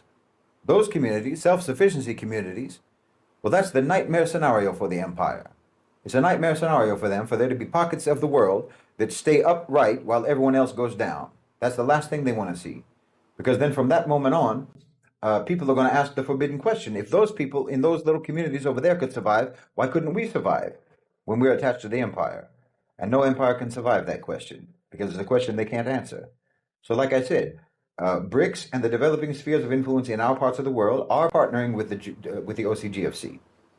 They are partnering with them. They're partnering with predators. And that's incredibly risky because we all know that the BlackRocks and the State Streets and the vanguards of the world are not our allies and never will be. By building sufficiency zones, we can actually help our countries, help our governments outmaneuver the inevitable attempts of the OCGFC to coerce and control, because you know that's what they're going to do. You know they're going to do that. These are piranhas, not dolphins. As soon as our spheres of influence get stabilized and get consolidated, well, you know as well as I do that the OCGFC are going to try and take over. They're going to try and take over those spheres of influence, either by coercion or manipulation. And if we have segmented our national economies into multiple layers of sufficiency zones, then that will be much less viable for them. We can actually help make our economies autonomous, and that will shield our governments from OCGFC machinations. The sufficiency zone idea is not a government initiative. It is not a development project. It is a civilizational response. And anyone can begin because it's from the ground up. The first step is not to seek permission. You don't need permission. You don't need to wait for reform or foreign aid or whatever. You don't have to wait for the right time. The right time is when you understand that nothing is coming to save you but your own discipline, your own ethics, your own people. And anyone who says that it cannot be done before it's even been tried, well, they're only saying that because they know that once it is tried and once it is done or once it is even begun, it will be unstoppable. You know, when I say that the West lies all the time, that they do nothing but lie, and that they literally can't help it. They really literally can't help it because they are fundamentally and foundationally estranged from the truth. They don't have access to it, you know. I'm not saying that as an insult. I'm not just lashing out at the West or something. No, you have to understand this is factually accurate. It's true. And there are massive, complex ramifications from this fact. You know, you can't just say that the West are all liars and then click your tongue in contempt. Do you understand? There are whole systems of thought, systems of government based on those systems of thought, academic disciplines, fields of study, you know, economic, political, societal frameworks, and interpretive paradigm for understanding the world, all of which we have adopted. We've adopted it and taken it seriously, and all of that has been built by and for a so-called civilization that lies about everything. This is a disaster. I don't think you understand. It's like if you were a contractor, say, or an architect, you know, a builder, and you get hired to build a house. Someone hires you to build a house or to build a structure on a certain plot of land.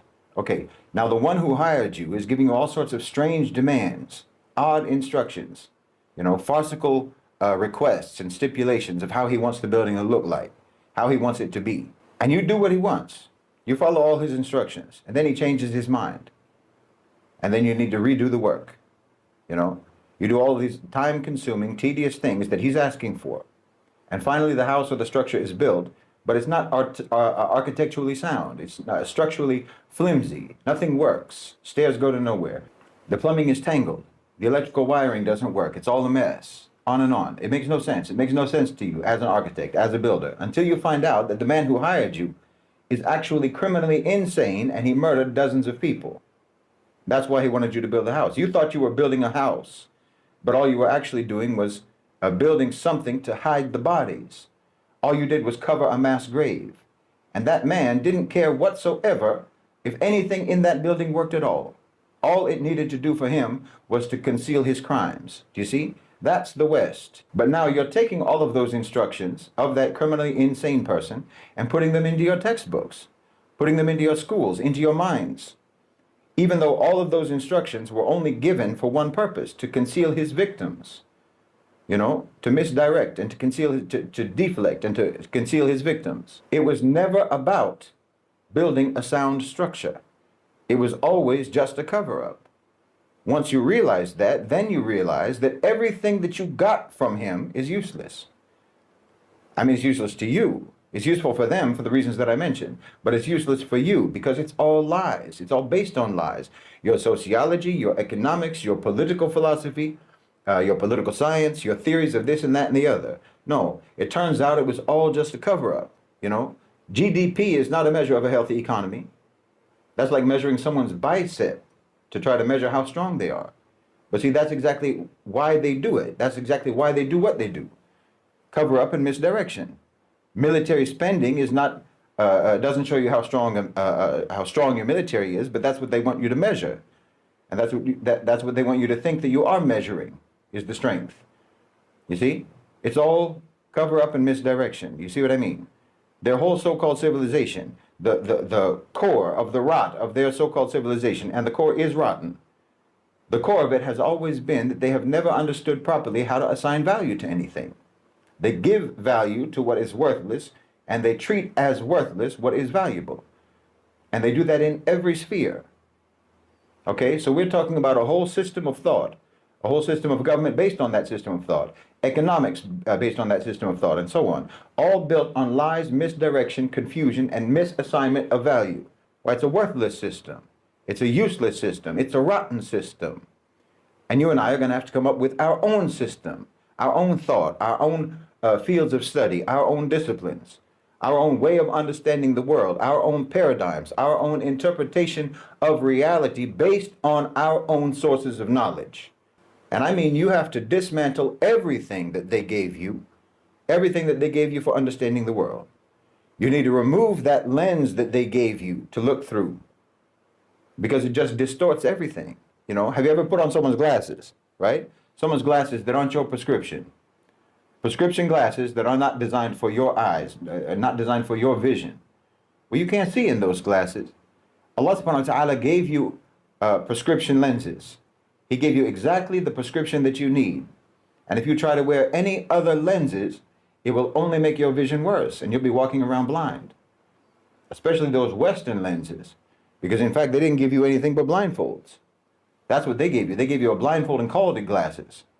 But once you take the blindfold off, you take off those blinders, and you get your prescription lenses back on, then you can start to see the way things really are.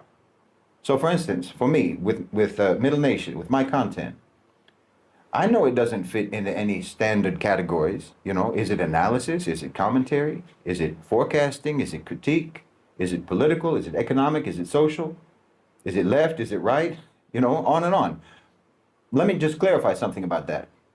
The kind of analysis that I do, people generally describe it as, and I've even described it myself as, geopolitical analysis. But that's not quite accurate.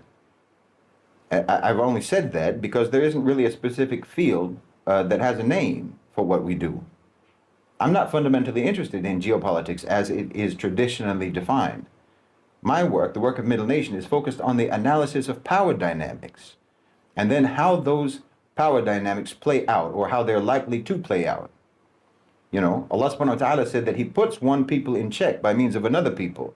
He said that there are people who are higher ranks than others, that some have what others do not have, and so on. He said that struggles and battles are go by turns. All of that has to do with power dynamics and understanding who checks whom in this world, or who predictably could check whom. It seems to be pretty basic information that you're going to need to have if you want to understand what goes on in this world. Geopolitics in the conventional sense tends to fixate on the relations between states, you know, borders, alliances, treaties, military positioning, and so forth, which is basically like looking at the stage and the actors on the stage, but not looking at the directors or the script writers. But the Middle Nation approach goes further than that. We look at who actually has power, regardless of what kind of power that is. Now that includes state power, but also, of course, it includes private sector power, financial networks, media empires, asset managers, transnational corporate systems. These are not traditionally part of geopolitical analysis, but they're absolutely central to understanding the exercise of real world power. I mean, in my opinion, if you ever listen to an analyst, so-called analyst, talking about politics, talking about geopolitics, and they never factor in corporate power, they never factor in private sector power, the drivers of economies, the real drivers of policy, well, that's an incredibly shallow and ultimately misleading so-called analysis. So whenever you evaluate a situation, you shouldn't be asking, for example, what is the United States government doing? You should be asking, who is shaping the outcome? Who can impose costs? who can alter behavior without being altered in return. Once you identify the who, then it's not that hard to understand the why, what the desired result is, and try to deduce, given what you know about the who, what are the chances that they're going to be successful? And then what might be done about it. So this could be a country, it could also be a corporation, it could be a consortium or an investor network. So you need a way of gauging real existing power, relative power of any given actor, of any given entity that has influence over policy, or that wields, significant degree of power in any given society. That's why at Middle Nation we developed what we call the Relative Power Index, RPI. The RPI is a model for roughly calculating functional leverage between power entities, or the general standing of any given actor in terms of power relative to others. We built that because the existing metrics, GDP, military size, alliance structures, and so on, these are often misleading. They reflect the appearance of power, not its realistic functionality or its operation, because a country might be rich but dependent. A military might be large but strategically irrelevant. A government might be in office but not in control. So the RPI is designed to identify real influence. It includes factors like decision-making authority. Can you impose binding outcomes? Control of inputs. Do others rely on you for what you control? Narrative control. Can you define reality for others? Immunity to retaliation. In other words, can you act without facing consequences?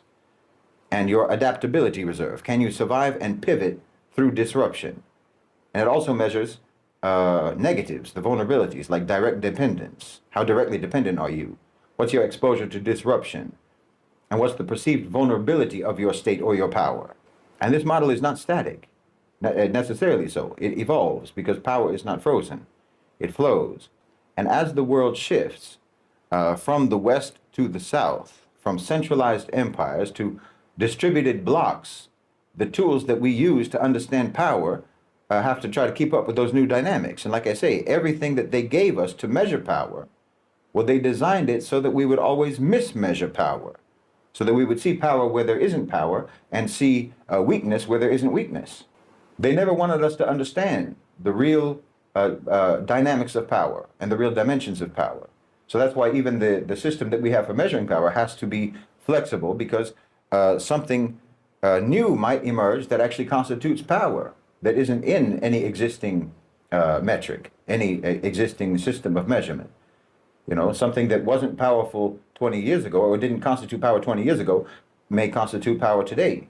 So again, like I say, we have to develop our own systems, our own method for identifying what power is and what the relative power is in relation to others. We have to come up with our own formulas. We have to come up with our own system for measuring. Because there's a big difference between, for example, looking powerful and being powerful. Those aren't the same thing. That's a distinction that the Middle Nation Relative Power Index is designed to clarify. It sort of cuts through the propaganda. It cuts through the noise, through all the theatrics of foreign policy, all the theatrics of empire. And it answers one question. Who has the power to shape outcomes without being shaped in return? That's real power. Not, your military parades, not your fake GDP figures that count debt and billionaires as domestically productive. Real power is about leverage. So the RPI that we have created is a formula for measuring functional dominance. For example, if we apply it to the United States, right now, the U.S. still has some serious muscle left. We can't pretend otherwise. It still has power. It can still impose decisions on other countries through the IMF, through NATO, through the World Bank, and so on. It still controls key systems, the financial infrastructure, tech platforms, their media empires, and to some extent, trade routes, to some extent. It can still shape reality through narrative, at least in the English language. That's declining. The facade is cracking. Its immunity to retaliation is even slipping. Its adaptability is declining. All of their institutions are too calcified. Their people are too divided. Their infrastructure is too old. The dollar itself is no longer unchallenged. Even its soft power, America's soft power, its reputational authority is collapsing. People see the hypocrisy now. They see the corruption now. They see the cruelty. Okay, so internally, America is dependent on imports, on foreign investment, on immigrant labor, on dollar hegemony. It's fragile. Externally, its enemies and even its allies know how to disrupt it if they want to. Cyber attacks, debt pressure, supply chain chaos. And crucially, no one in the world believes in America anymore. That's called perceived vulnerability. And it's one of the biggest forces right now shaping geopolitics, because the perception of America has always been a major factor in the decision-making and policy-making of other countries around the world. What you think America is, what they can do, what you think they will do, always mattered before. It matters much less today than it ever did. So that's declining. The perceived vulnerability of America is significant and on the rise.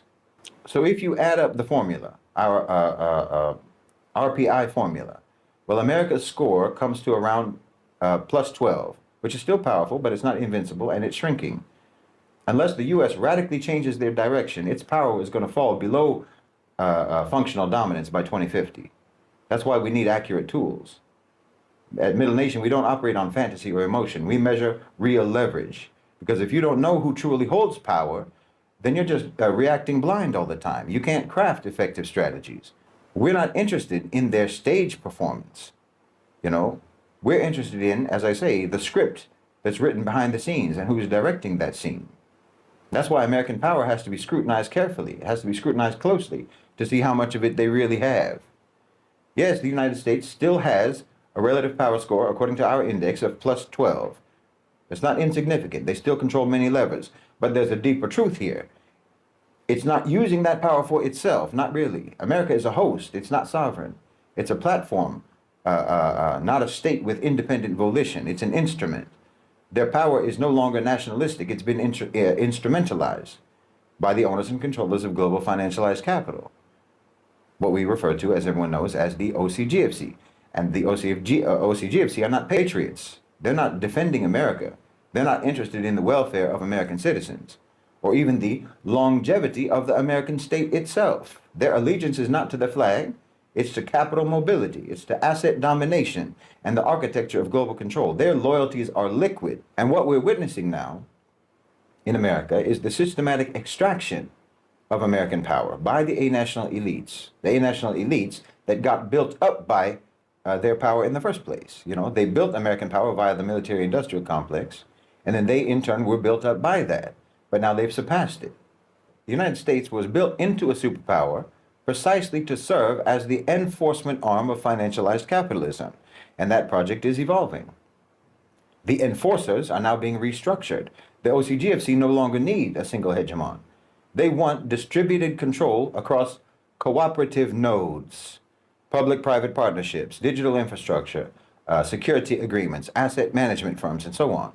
So when we calculate that the U.S. still has decision authority, control of inputs, narrative control, you have to ask, but on behalf of whom? You know, the decisions made at the IMF are not made for Main Street. The control over trade routes that they have and supply chains doesn't benefit American workers or American consumers. The narratives that they're pushing in Hollywood or Silicon Valley don't reflect national interests. They reflect global social engineering. The Pentagon is not defending the homeland, it's defending investment portfolios. What this means is that America's RPI is no longer America's. The numbers are still there, but the ownership is not. You understand? The United States has become the strongman for an empire that it does not control, and from which it no longer benefits, really. Its power has been privatized. The state has been hollowed out.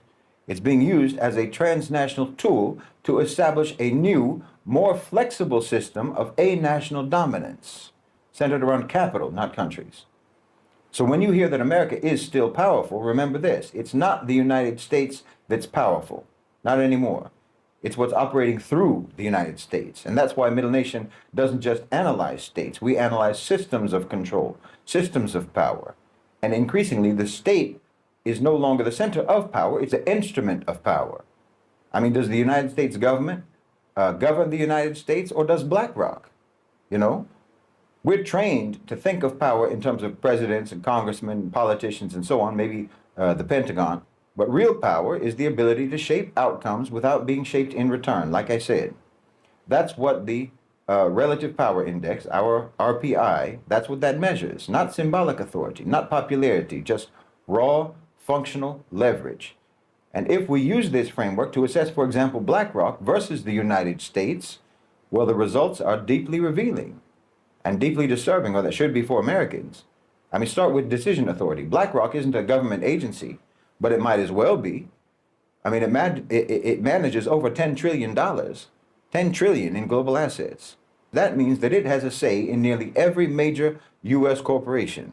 It advises the Federal Reserve. It has executives embedded in the Treasury. When financial crises hit, Washington doesn't tell BlackRock what to do. BlackRock tells Washington what can be done. So their score is a 7.5 out of 10. That's for decision-making authority, BlackRock, over America. Then you can look at control of inputs. Well, BlackRock controls the flow of capital. It controls pension funds. It controls municipal bond financing. It dictates the so-called ESG compliance. That's not just control of money. That's control of what's built, where it's built, and who's allowed to operate it. So that's an 8.0 out of 10. What about narrative control? Well, BlackRock isn't making movies. They're not running TV stations, but it shapes financial orthodoxy. Through its research arms, through Bloomberg, through think tanks, it decides what counts as sound economics, good governance, responsible investing. They decide that. And if you don't align with their narrative, well, then you don't get any funding. So they get a score of 6 out of 10 on that. Then we can ask, can BlackRock be punished? Are they immune to retaliation? The United States government can't regulate BlackRock without destabilizing its own economy. That's the genius of systemic entrenchment. If you try to pull out, you'll collapse the house. So BlackRock's immunity from retaliation score is a 7 out of 10. And finally, how easily can BlackRock pivot, can restructure to survive outside the U.S.? Well, completely. BlackRock is global, it's liquid, it's anational. If Washington collapses tomorrow, BlackRock just relocates, it reintegrates, and it keeps profiting. So they get a score of 9 out of 10. Now, there's some reliance, sure. It operates within U.S. jurisdictions. It benefits from legal shelter. But that's just a 3 on the direct dependence scale, BlackRock's dependence on America. And their exposure to disruption is practically none. There's no serious movement within the United States capable of regulating or disrupting BlackRock. So the score there is just a 2.5. And the perceived vulnerability of BlackRock? Well, no one sees BlackRock as weak or in decline. If anything, they're perceived as untouchable. So they get a score of 2 out of 10. The final score, according to the RPI of Middle Nation formula, BlackRock's relative power over the United States is plus 30. That's an extraordinary figure. Not only does it outclass the U.S. government's ability to control BlackRock, it surpasses the dominance most empires had over their colonies back in the day. It means we need to stop mistaking governments for the highest authority. No, BlackRock is not elected. It doesn't answer to voters, but it has more functional power over the United States of America than Congress does. That's not conspiracy theory. That's not ideological rhetoric. That's a structural reality. And it exposes a much deeper truth, that Western democracy, so-called, has been hollowed out from the inside. What you see is not what governs, and what actually governs cannot be voted out, and mostly can't even be seen. BlackRock is not an anomaly, it's a prototype. So the question is, who governs your country? And are you sure that it's your government, Americans? Because in America, the answer is no. Your government doesn't govern you. BlackRock governs the United States, not metaphorically, not rhetorically, but functionally. BlackRock has more influence over the American state than the American state has over BlackRock. So what power does the U.S. government have over BlackRock? Do they have any power over BlackRock? Well, we ran that through our RPI system as well. Spoiler alert, they have very little power over BlackRock. And that reveals that the American government is no longer sovereign.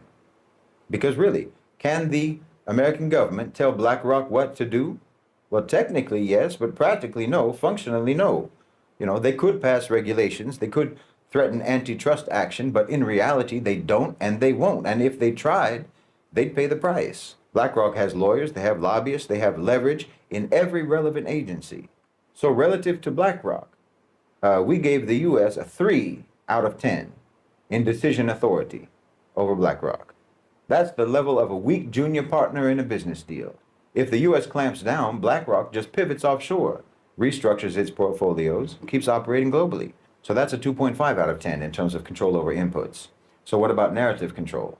I mean, you'd think that the U.S. government, with its media and its institutions, its global cultural dominance and so forth, that they could at least frame the public perception of BlackRock, but no, they don't, and they won't even try. Again, public discourse around BlackRock is marginal. You never see congressional hearings about it. You rarely even hear their name in mainstream public political debates. And when you do, it's vague and sanitized. No one's going to talk about BlackRock. Not to mention all of the media corporations are actually owned by BlackRock.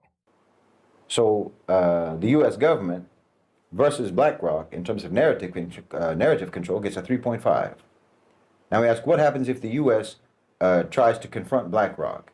Can they act without fear of blowback from BlackRock? Well, obviously no. Any serious confrontation by the U.S. government against BlackRock would destabilize their pension systems. It would tank their markets. It would trigger capital flight. No, BlackRock is too entangled to attack. That's what you call mutual hostage governance, except the hostage in this case is the government. So there's a score of 2.0 in terms of the ability to retaliate or the ability to control BlackRock. You simply cannot. And can the U.S. adapt with regards to BlackRock? Could they replace BlackRock's role? Could they build alternatives, take back control? Well, not without enormous systemic pain. The state has no institutional substitute for what BlackRock does. You know, management of retirement assets, stabilizing markets, advising the Fed, on and on. So that's a 2.0 on the U.S. government's adaptability reserve. They're stuck. How dependent is the U.S. on BlackRock? On capital, very. On asset management, completely. On market sentiment and investment flows, totally. So their dependency, America's dependency on BlackRock is a 7 out of 10. How vulnerable is the U.S. to disruption by BlackRock? Well, all BlackRock has to do is shift some capital. All they have to do is adjust some ESG compliance ratings or pull out of a market segment, and entire sectors of the economy could collapse. So that's a 6.5 score. How is the U.S. perceived compared to how BlackRock is perceived? Is America seen as strong and in control, or is it seen as weakened, as captured, as subservient to forces that it can no longer discipline? Well, that's a score of 7.0. If you add it all up, the U.S. relative power over BlackRock is negative 7.5. That's negative functional leverage. While BlackRock's relative power over the U.S. is plus 30. It means that America doesn't govern its corporate elite governs America. We need to be clear, this is not partnership, this is occupation. Okay, it's not military occupation, but economic occupation. You have a non-state actor that has greater decision-making power than the state. It can outmaneuver, it can outlast, and it outleverages the government that's supposed to regulate it. No, BlackRock is not an American company. It's a post-national institution. It's a private sovereign. It's a private sovereign embedded in the global system. Oh, but it gets worse. It gets worse for America. America's current power is no longer its own. As we said, it's been captured. It's been subordinated to the owners and controllers of global financialized capital. They still have power, but it's not their own. But even that status, as the strong man of the OCGFC, even that status is temporary because the role itself is being phased out. The United States is being decommissioned. Understand? Not destroyed, not invaded, but strategically disassembled, gradually and deliberately by the very elites who once empowered it. Because their system is evolving beyond the need, as I said, for a single hegemon. This isn't a theory. We can map it. We've done it. Using the Middle Nation Relative Power Index, we've projected the trajectory of the United States all the way up to the year 2050. And the result is quite sobering, or it should be for American citizens. I mean, right now, America's RPI is plus 12, like I said. By 2050, it drops to negative 7. A negative RPI means that the United States will be more vulnerable than it is dominant. It means that it will be shaped more than it shapes others. It will act less and be acted upon more. Okay, it will still have weapons, it will still have wealth, but it won't have control. Decision authority will be gone. Global governance is fragmenting. BRICS Plus, alternative institutions, regional pacts are rendering U.S. power frameworks obsolete. The U.S. is no longer going to be able to dictate global rules. Their control of inputs will be weak. America will be dependent on supply chains that it does not control. critical minerals that it does not possess, and foreign investors that they cannot defy. Their narrative control will be eroded. The world is no longer going to listen to them. Their monopoly on truth, morality, aspirations is broken completely by the year 2050. Multipolar epistemologies are rising even from now. America's voice already is just one among many. It's not the most credible voice. It's not the most listened to voice. And their immunity to retaliation will be fragile in 2050. Cyber war, financial sanctions, strategic decoupling, no. America is no longer going to enjoy the luxury of being able to act without consequences. And their, what we call their adaptability reserve, is going to be almost exhausted by 2050. Political paralysis, social fragmentation, unsustainable debt, crumbling infrastructure, that would choke any effort at serious reform. Not to mention there's no real desire for it. There's no will for it. Okay? So that's the dominance side of the equation of the RPI index. Now talk about dependency. America is going to be deeply dependent on foreign capital, on labor, on foreign manufacturing, on foreign resources, foreign controlled resources. And it's going to be exposed to the threat of disruption on every front, from within and from without. Their perceived vulnerability will be obvious. It will be global and it will be persistent. So what does the -7 RPI mean for the United States? It means that America, by mid-century, will no longer be the central power of the international system. It will not be feared. It will not be emulated, and it will not be trusted. It will be seen as unstable, volatile, overextended, and irrelevant to the decisions that are shaping the world's future. It's not necessarily something to celebrate or to gloat about, but it's something to understand because it changes the strategic landscape. It means the enforcement arm of financialized capital is failing. The illusion of American-led order is fading. And the real opportunity to build an alternative, equitable, sovereign, decolonized, that opportunity is now. Middle Nation doesn't just observe these changes, we prepare for them. We're trying to build the tools, the doctrine, the consciousness, and the cohesion that's going to be necessary to navigate what comes next. So now we've established that the United States, though still powerful on paper, is not using that power for itself, and by 2050, it won't even have that power anymore. The architecture of functional dominance that once underpinned the Western-led order is being hollowed out. But here's the thing. Power doesn't just vanish, it relocates. So where's it going? It's moving east and it's moving south.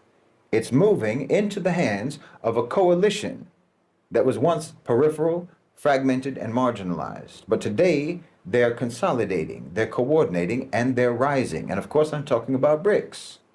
Now, I want you to understand this clearly. BRICS is not just a talking shop anymore. It's not just a slogan about multipolarity. It is becoming the functional center of the global power transition. We've measured it. If we put BRICS through the Middle Nation Relative Power Index, our system for calculating real leverage in the world, we've evaluated BRICS and we've evaluated it as a block. And what we found is decisive. BRICS currently holds an RPI of plus 27. Okay, that's super dominant. That's a super dominant rating. And it's not theoretical. That's operational. It's functional. You can identify what's really driving it. They have control of inputs. That's first. The BRICS nations collectively control the raw material base of the future. You know, oil, gas, food, rare earths, population, ports, everything. If you want to manufacture, if you want to grow, if you want to move anything, you are increasingly dependent on BRICS countries. The second big driver of why BRICS has a high score in the Relative Power Index is what you could say is immunity and redundancy. You know, the U.S. used to rule the world by threatening isolation or by threatening sanctions, but BRICS, they're building alternatives. Alternative payment systems, trade routes, currencies, even their own ratings agencies, their own development banks. The ability of the West to punish BRICS countries is decaying, it's weakening, while the ability of BRICS countries to resist and to retaliate is growing. Third, their adaptability. Most BRICS members are not what you call legacy powers. They're not locked into rigid ideological or institutional models. They're innovative. They can pivot. And most importantly, they can build because they still have young populations, so they can build. They have unexploited potential, and they have a hunger to rise. And then, according to the vector or the criteria of narrative control, well, they have legitimacy. Let's be honest, the world is tired of Western hypocrisy. The world is tired of being lectured on democracy by war criminals. They're tired of being told to trust in a system that has stolen from them for centuries. BRICS doesn't pretend to be perfect. It doesn't claim moral supremacy. BRICS just offers partnership instead of domination. That in and of itself is powerful. Harmony is powerful. And finally, BRICS has strategic cohesion. Yeah, everyone knows BRICS is diverse, but that diversity is no longer seen as weakness. It's becoming a strength, functionally.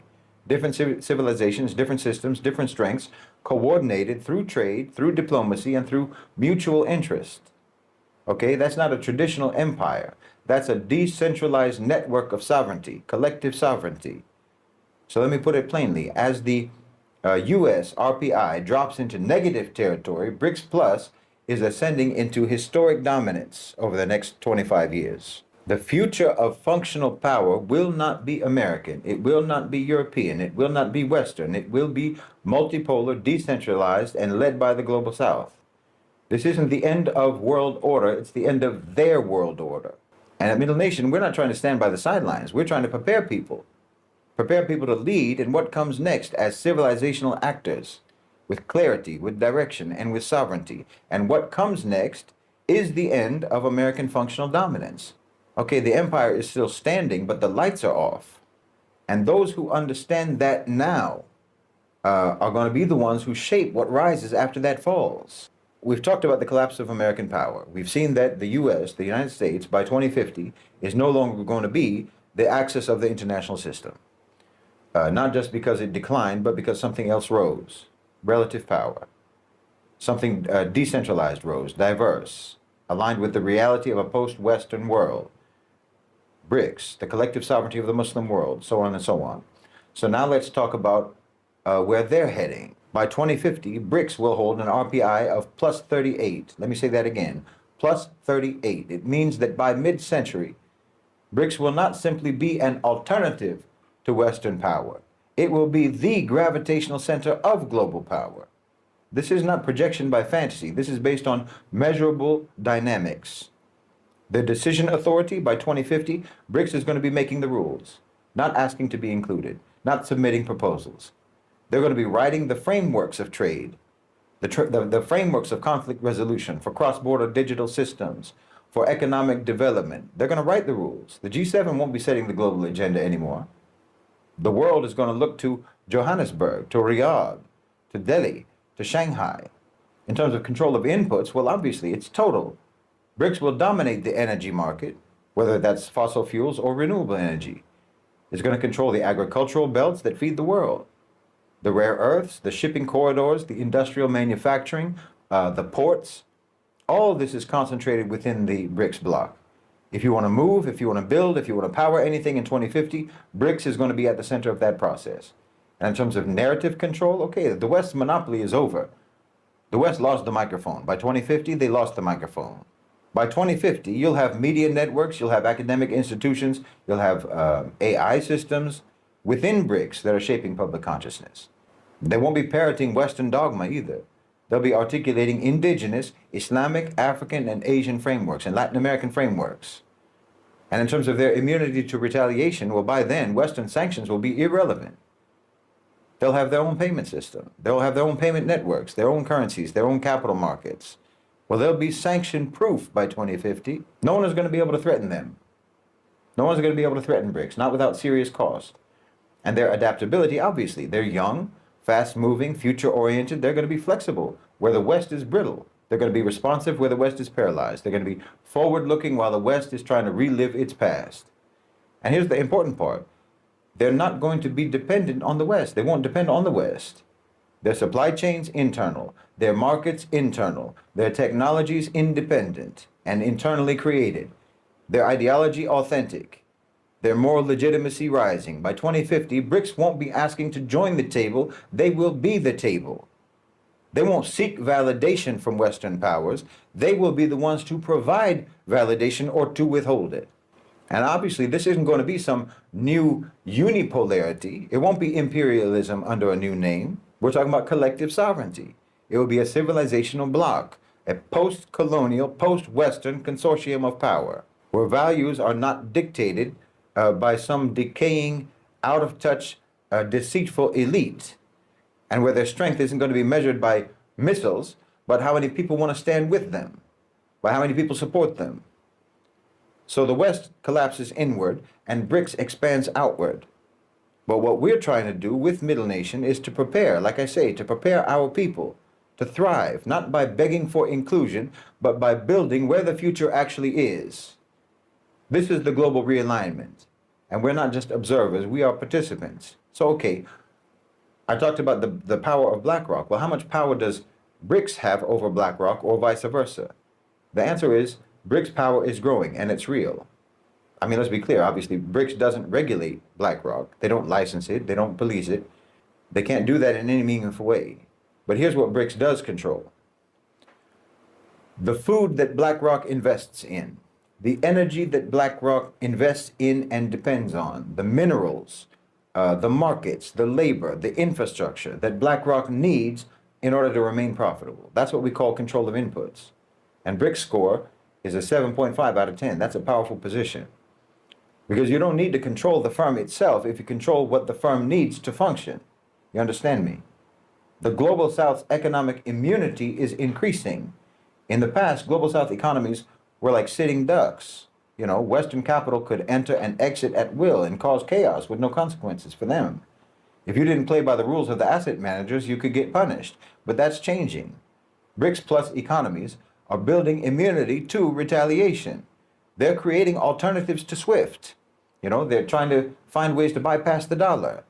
They're using sovereign development banks now instead of relying on Western financiers. So we gave BRICS a score of 6.5 out of 10 for immunity to retaliation. It's not perfect, but they're not defenseless because they can walk away. This is key. BRICS doesn't need BlackRock. Understand me. The bloc is becoming increasingly self-sufficient with internal trade, domestic investment flows, and their own regional capital structures. They're building the ability to walk away from Western capital, to disengage, to redirect, and still grow. So that's an adaptability reserve of 8.0 out of 10. That means that if BlackRock pulls out, they survive. But if BRICS stops engaging with BlackRock, well, BlackRock suffers. So what's holding them back from doing that? Well, first, they don't have decision authority over BlackRock. Their score is low. They can't pass laws that bind BlackRock. They don't control the global narrative the way that BlackRock does compared to BlackRock. BlackRock still dominates ESG discourse, for example, best practices discourse. So in terms of those types of things, we gave BRICS a score of 3.0 in terms of their decision authority and in terms of their narrative control, because they don't really have it. But even without those, their material leverage is undeniable. BRICS has a lot of power. So the overall RPI result for BRICS relative to BlackRock, their score is plus 14 over BlackRock. Okay, that's not global domination, but it is functional power, and it's growing, and it's sovereign, and it's resilient. And that tells us something critical. You don't have to defeat empire. You just have to make it irrelevant. You have to be able to walk away from it. You don't need to overthrow BlackRock. You just need to build a system in which BlackRock doesn't matter anymore. BlackRock has functional tools of discipline that it can pressure BRICS countries. You know, they can stigmatize your economy through the media, through ESG ratings, through investment ratings, and so forth. They can deny you investment. So we gave BlackRock a 5.5 in narrative control over BRICS. They have more control. They have that much control. And a 6.0 in immunity to retaliation, because let's face it, if you hit BlackRock, you might hurt yourself. But that's where the power stops. Let's be very clear. BlackRock cannot tell BRICS governments what to do. It has no decision authority over our states. Our states are still, alhamdulillah, predominantly reigning over the private sector, not the other way around, not like in the West. That's important. BlackRock is kind of like those vampires in the movie Sinners, where they have to be invited in. They can't impose themselves. They can't just bust in. They have to be invited. So what BRICS is doing right now is sort of breaking the illusion that BlackRock's participation is necessary. BRICS is building local capital ecosystems, like I said. They're building alternative ratings frameworks, state-backed banks, currency swap agreements. This is all important. Development institutions of their own that don't care about ESG ratings. This means that BRICS is building their adaptability and their insulation. So we scored them in 8.0 in terms of their adaptability reserve uh, versus BlackRock. BlackRock still has influence, but its leverage is declining in value, you know, because if you can walk away from something, then you're not being ruled by that something. BlackRock needs BRICS more than BRICS needs BlackRock. BlackRock needs access to energy, rare earths, manufacturing, labor, population, growing populations, and promised returns on capital that the West can no longer generate. So we scored BlackRock's direct dependence on BRICS as 6.0, because without profitable exposure to BRICS markets, BlackRock's portfolios will collapse into stagnation if they have to rely on the Western markets. And as BRICS becomes more assertive and potentially nationalizes key sectors, decouples from Western financial rule books, BlackRock's exposure to disruption goes up. So we scored 6.5 because, for example, China or Russia can shut the door if they choose to on BlackRock. And the perceived vulnerability of BlackRock is growing. In the global south, in the BRICS countries, in the younger economies, BlackRock is not seen as invincible anymore. It is seen as extractive. It is seen as nefarious. It is seen as colonial. So BlackRock's relative power index over BRICS is just plus 8.5. So yes, that's a moderate level of leverage. It can shape investment flows, like I said. It can manipulate perceptions. It can apply market pressure and so forth. They have some power. But this leverage only works as long as BRICS chooses to remain integrated in the BlackRock world. And BRICS is building a different world. So from our perspective, this isn't just about replacing one hegemon with another. That's not what it's about. It's about ending the era of national dominance, where firms like BlackRock could treat governments like clients, could treat populations like assets, and could treat sovereignty as nothing but a nuisance. Okay, BRICS isn't fully there yet, but it's moving. And the more it invests in sovereign capital formation, in regional financial platforms, and narrative independence, the less power BlackRock is going to have over anyone in the BRICS nations and in the global south generally. So what does all this mean? It means that the tide is turning, like I've been talking about. The tide is turning, not with fireworks, not with revolutions, but with slow, deliberate, structural realignment. And in that realignment, BlackRock doesn't disappear, but it becomes irrelevant. In the world that is being built now, irrelevance is the greatest defeat that any empire can suffer. If we fast forward again to the year 2050, okay, BlackRock is still going to exist, most likely, but it's not going to matter like it matters now. Its dominance is going to be over, not by destruction, but by, like I say, irrelevance. And that's because BRICS, this block of sovereign civilizational powers, will have built a system where BlackRock has no leverage. The global south is going to go from obedience to ownership. That's their historical trajectory. You know, in 2025, BlackRock can punish a state with capital flight. They can punish them with narrative ESG compliance ratings and so forth. But by 2050, BRICS controls the foundations of value. They control the food, they control the energy, they control the minerals, they control the labor, they control the logistics, they control the growth markets. And BlackRock can't operate without them. That's what you call control of inputs, like I said. So on control of inputs in 2050, BRICS is a 9 out of 10. They own the supply side of civilization in 2050. In 2050, BRICS isn't just learning to play the game better, they changed the game. They rewrote the operating system of global capital by 2050. That's decision authority, 6 out of 10 and rising.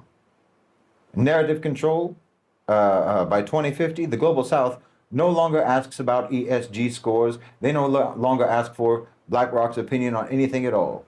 In the past, if you disobeyed BlackRock, you paid the price. Your credit ratings would drop. Your investments would disappear. Your economy would suffer. But by 2050, no.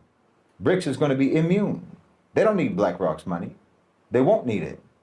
They don't need to rely on BlackRock's platforms. They won't care about BlackRock's judgment.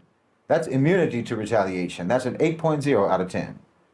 Because you cannot be punished by a system that you were able to walk away from. And more than that, BRICS can pivot instantly. They have sovereign wealth funds. They have state banks. They have, I'm talking about by 2050, they're going to have regional financial loops. So their adaptability reserve goes all the way up to 9.5. What about their dependency? BRICS dependency on BlackRock. Well, that's going to be completely gone by 2050. In 2050, no one needs BlackRock. They don't need them to build their infrastructure. No one's going to need their capital to fund energy projects. No one's going to need their ratings to be trusted. No one's going to even trust their rating system. So we gave BRICS a dependency score of only 6 out of 30 because the vulnerability has vanished by 2050. So the final RPI score, we project that BRICS is going to hold a functional power of 33 over BlackRock in 2050. That's overwhelming dominance. Not militarily, not ideologically, but structurally. This is the end of the era of a-national rule. When a-national companies like BlackRock, without a flag, without people, without accountability, when they had the power, when BlackRock had the power to shape the world and to escape consequences of their actions, well, that era is over. Civilizational sovereignty will have returned. By 2050, what we're going to see is not necessarily the defeat of BlackRock, but it's the replacement of the context that gave BlackRock power. A new architecture. When you build new architecture, the old one crumbles on its own. When you create new definitions of value yourself, well, you regain your sovereignty. And in 2050, BRICS isn't going to fear BlackRock. BlackRock is going to fear irrelevance because it's no longer the owner of the future. The global south is. The Muslim world is. You are. And that's the real revolution.